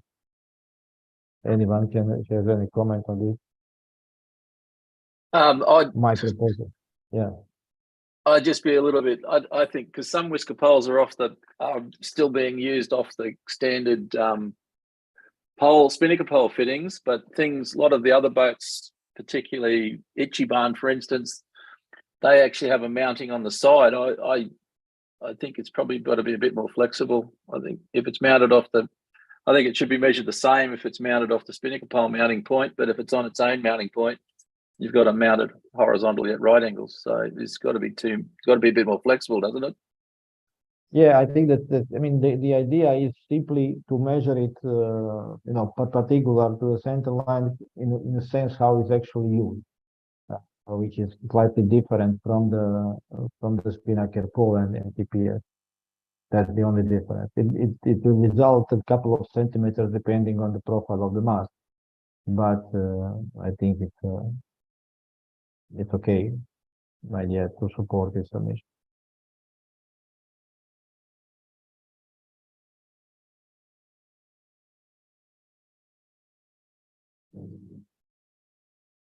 Yeah, but it's not the idea to measure it to the mast center line. The mast center line that is at the same time center line of the boat. So if we are measuring the pole and the TPS to the beginning of the mast, it would be logically also to measure it also. Yeah.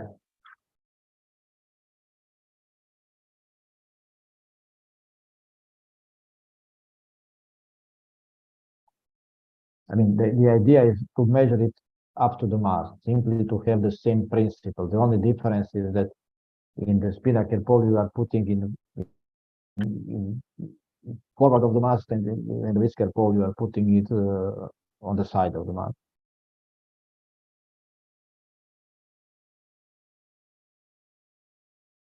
Should we suggest something like in its normal operating mode or something? Does it say that? No, I think that we should. I mean, it's in a measurement procedure. It's better to refer it should be perpendicular or something like this. That's the way how you put it. And obviously, you can even probably sometimes not be exactly in there. It's not how you do it. You just define how you set it up for the measurement. Couldn't you say perpendicular in its normal mounting position or something like that? Because yeah, I would put some words like that in because it's probably a bit vague as it is. Yeah, okay. No, for this I will offer also a little bit, but at this moment I want to just to have intention what we want to do. While wording the rule, we will probably think a little bit about the best wording. But do we agree on intention in general to be measured perpendicular?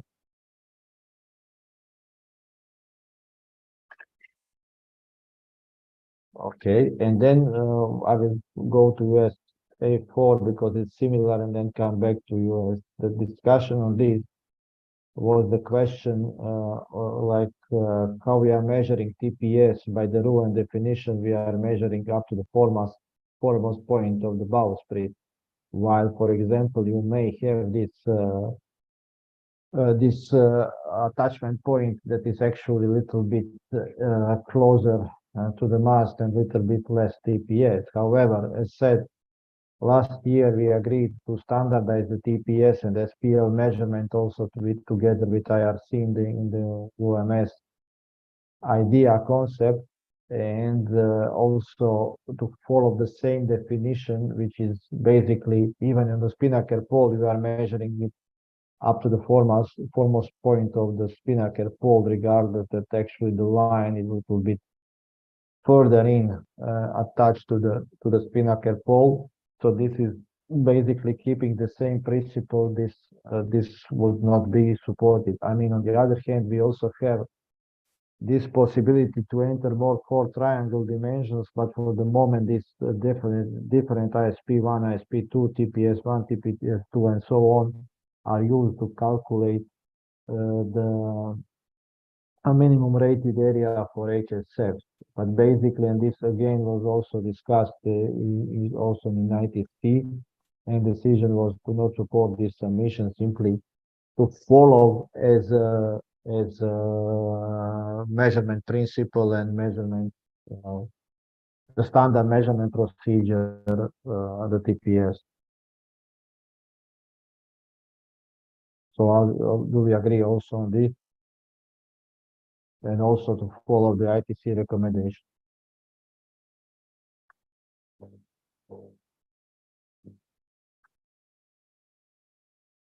Could we use Okay, ERS? The ERS has an outer limit mark. Yes. If you say measure to the outer limit mark, then people have to No, pick the a mark. outer limit mark, I have to make the comment on this. Actually, also IRC is not using outer limit mark. It's explicitly excluding outer limit mark in this measurement, and we agreed last year to have the same formulation for SPL and TPS in both systems.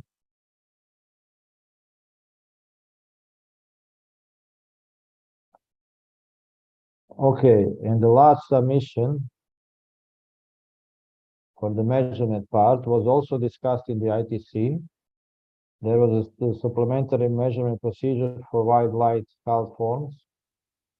So the idea is to establish a baseline measurement of animals that meets criteria of being white light as defined below, and offset file of all the appendages, freeboard and displacement, inclining and stability, and scale weight for confirmation of displacement.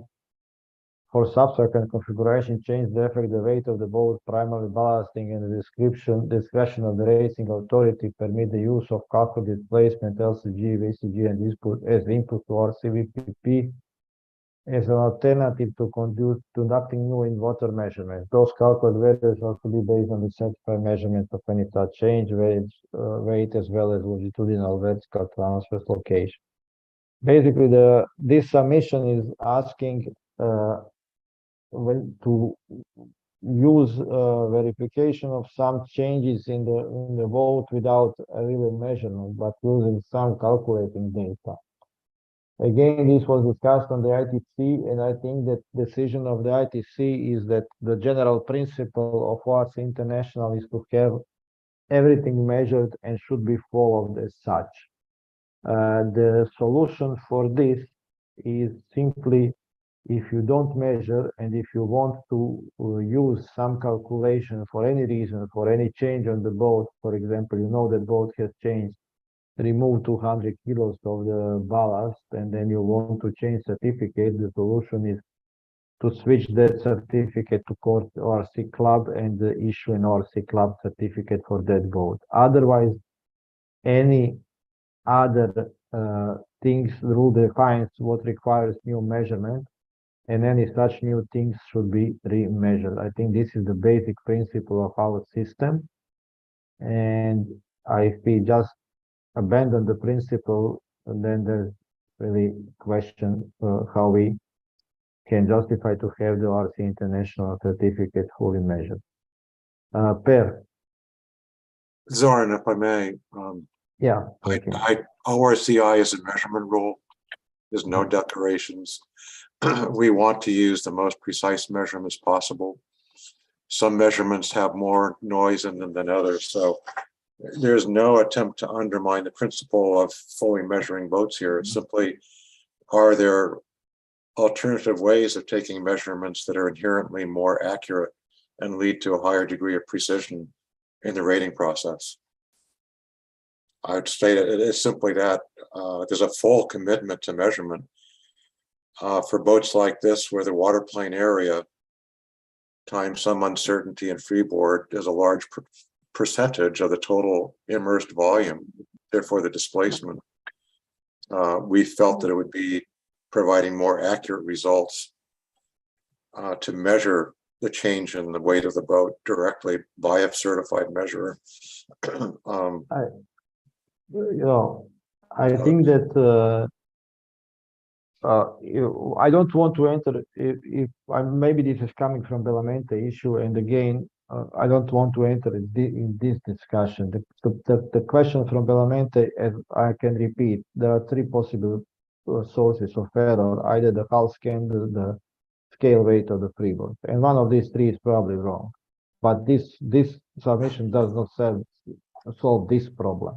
In general, I believe that our measurement procedure, and as said before, out of, I don't know, 50 boats that we had the scale in previous years, and most of them having for the first time measurement scale weight and the freeboard measurements in the range of, I'm talking here in a range of 60, 80 footers up to the small 20, 25 footers, we are getting, very good correlation between the calculated displacement and the weight.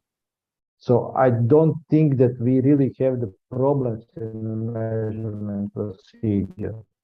I think in the freeboard, now it's becoming the standard of the freeboard measurement, this device that is being designed and developed and built by one of my senior measurers.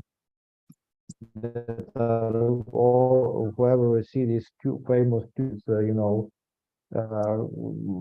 used to stabilize the movement of the water and easily read of the freeboards is helping a lot. And I actually wanted to leave this for any other business, but maybe I can also put it now and saying that first of all, I have to thank all the measurers around the world to the fact that this year we had ORC boats, Europeans, double-handed boats, and sport boat Europeans.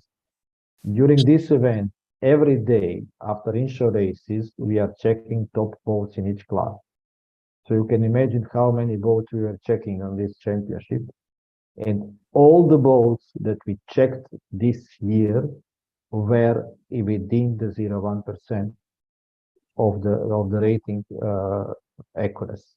And not just this, we had in the boats checking the Swan 45 boats, with calculated displacement, with different LG, different tankage or at that moment or something, the difference in displacement was within the 5 kilos. So if the procedure is correct, I think there is no problem. I think we had, this is actually the first year.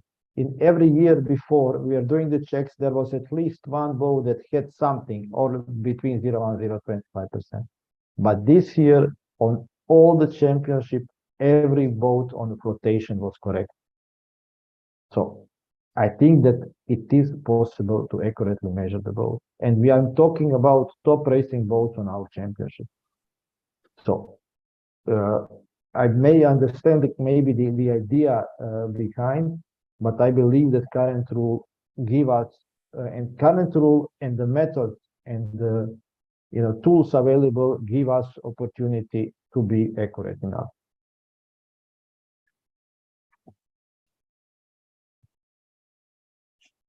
Anyone can to add anything?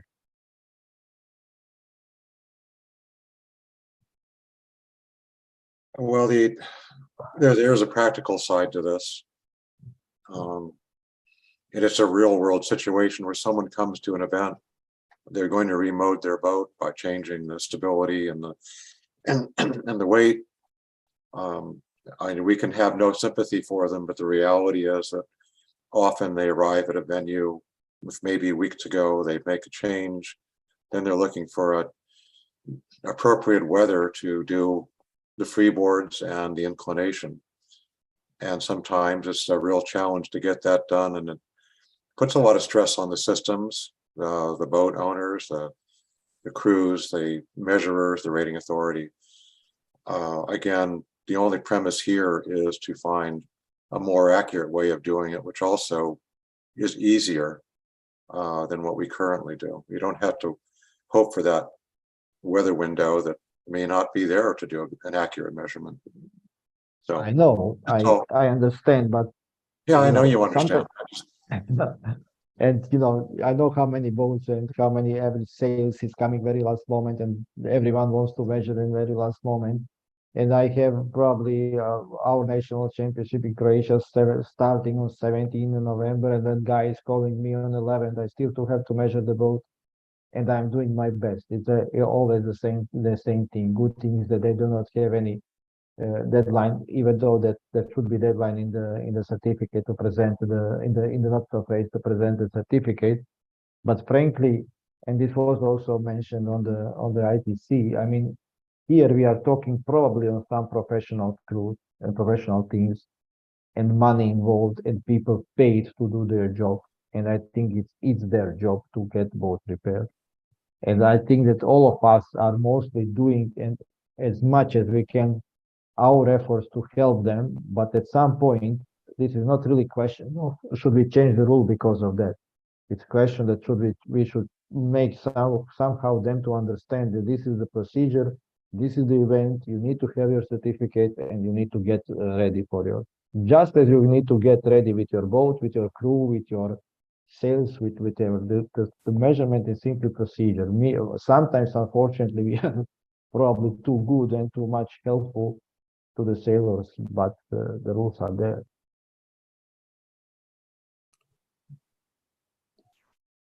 Sorry, Chairman, may I jump in on this particular submission?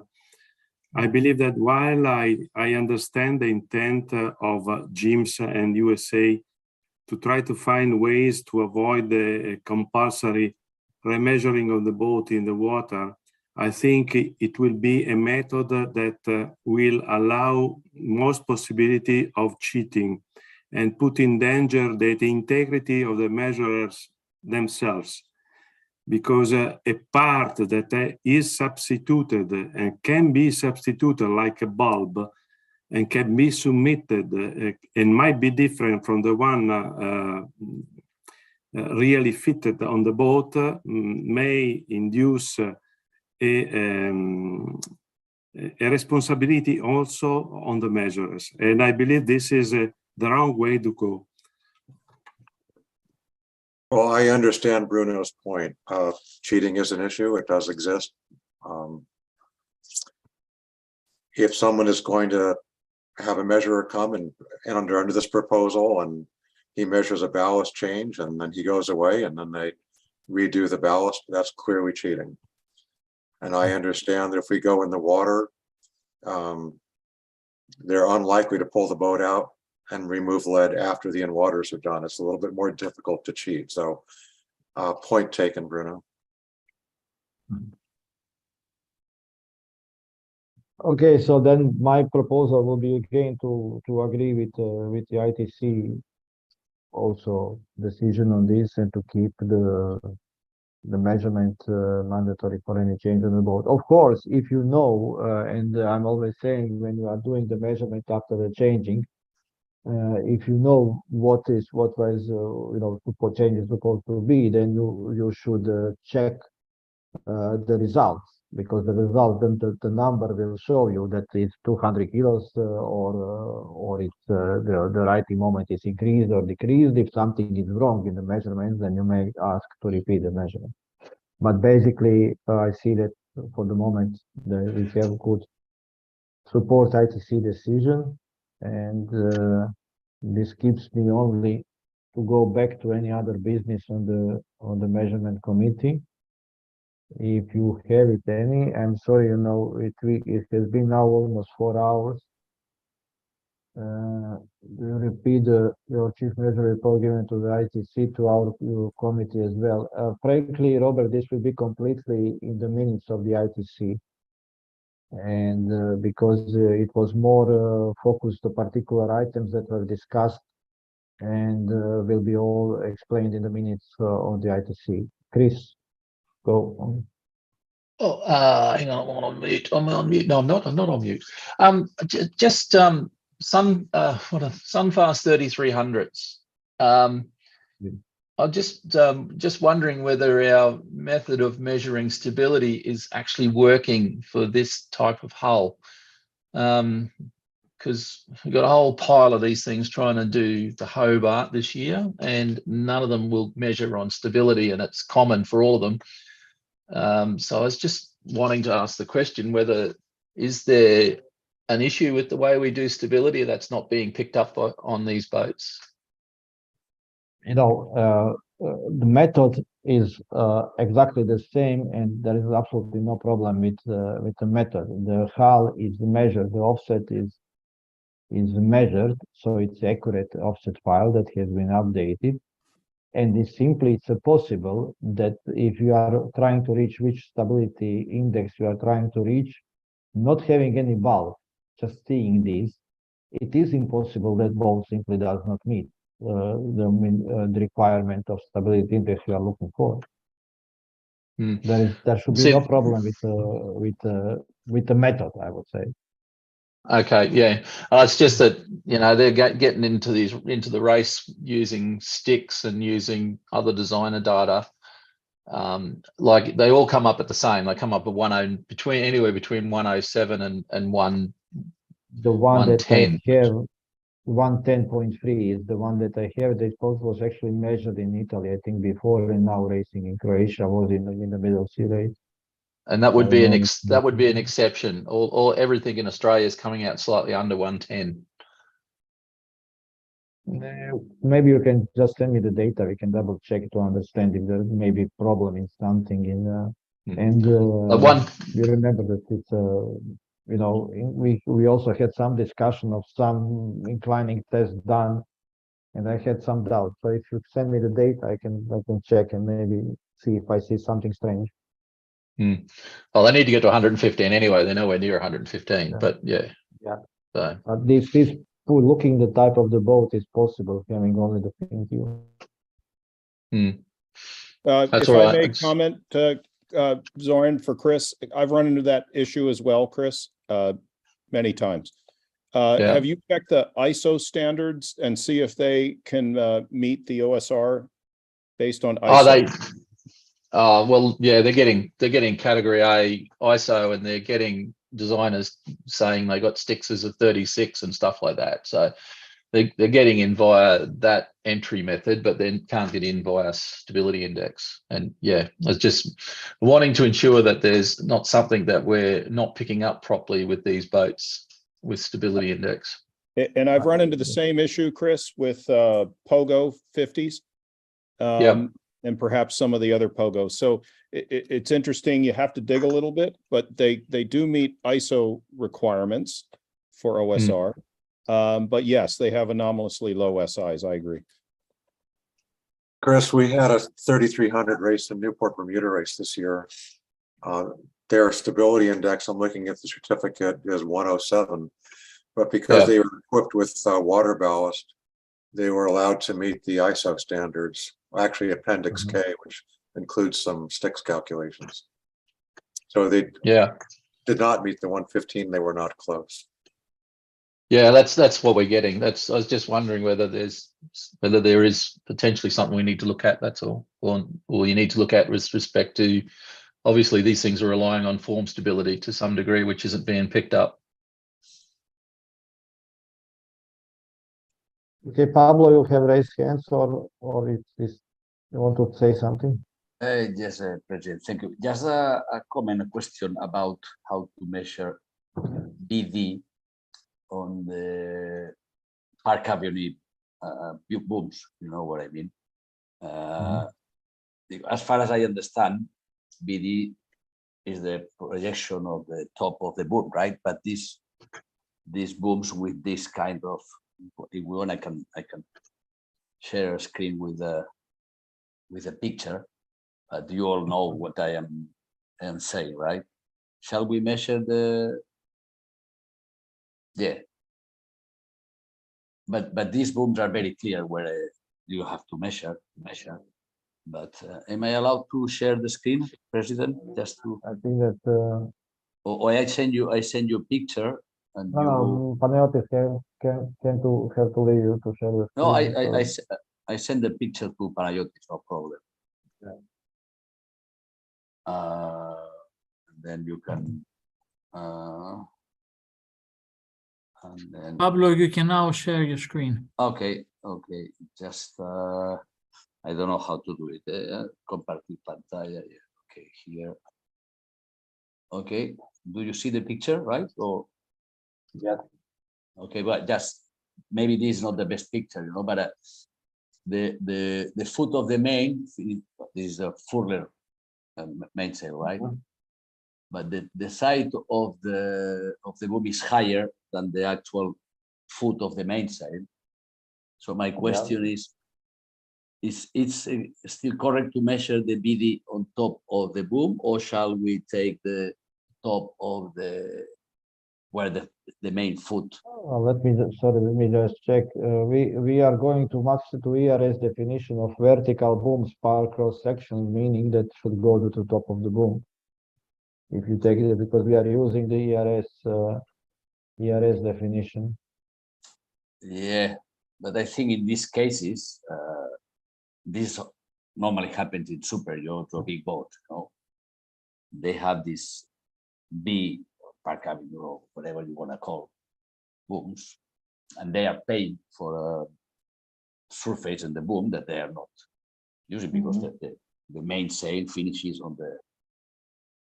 Yes, you are right, but you know, I think that we here we are looking the rule what we say. No. I am just putting on the table a matter to discuss. It's just. Yeah.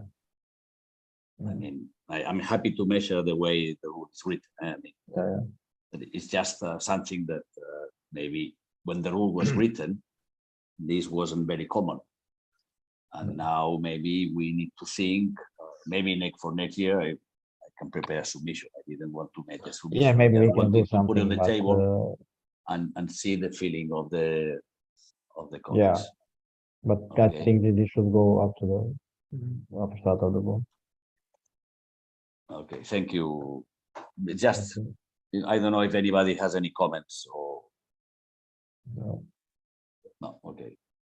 So we have also question from Ben White. Are there any new approved digital manometers? For the moment, we are all mostly using the Joachim. Joachim is probably still here, and this is the one that is let's say, almost the standard in the measurements, the JM sensor.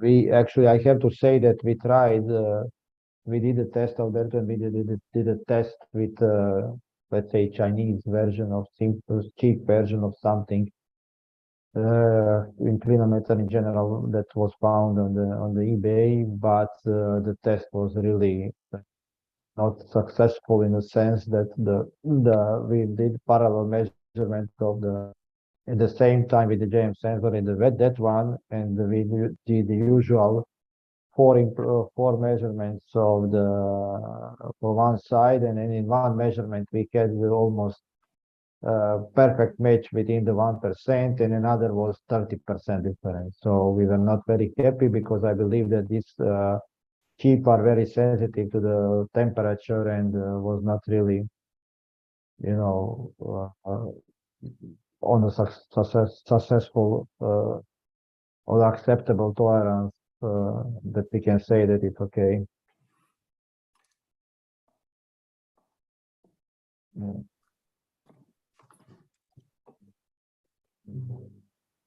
Chairman, I will ask you 2 minutes at the end the request from the management to organize with Australia and USA urgent seminars to improve the scanning of hulls in these countries.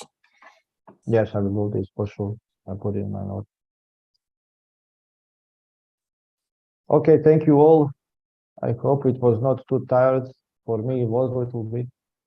And I hope I was not, as usually, talking too much, but I try to keep this, you know, I really hope that in the future we will have more live meeting, because frankly, it's always better to see you all in person, not just on Zoom and not just on the meeting room, but also at least to have some drinks at the bar and have some discussions that are sometimes more productive than the whole Zoom.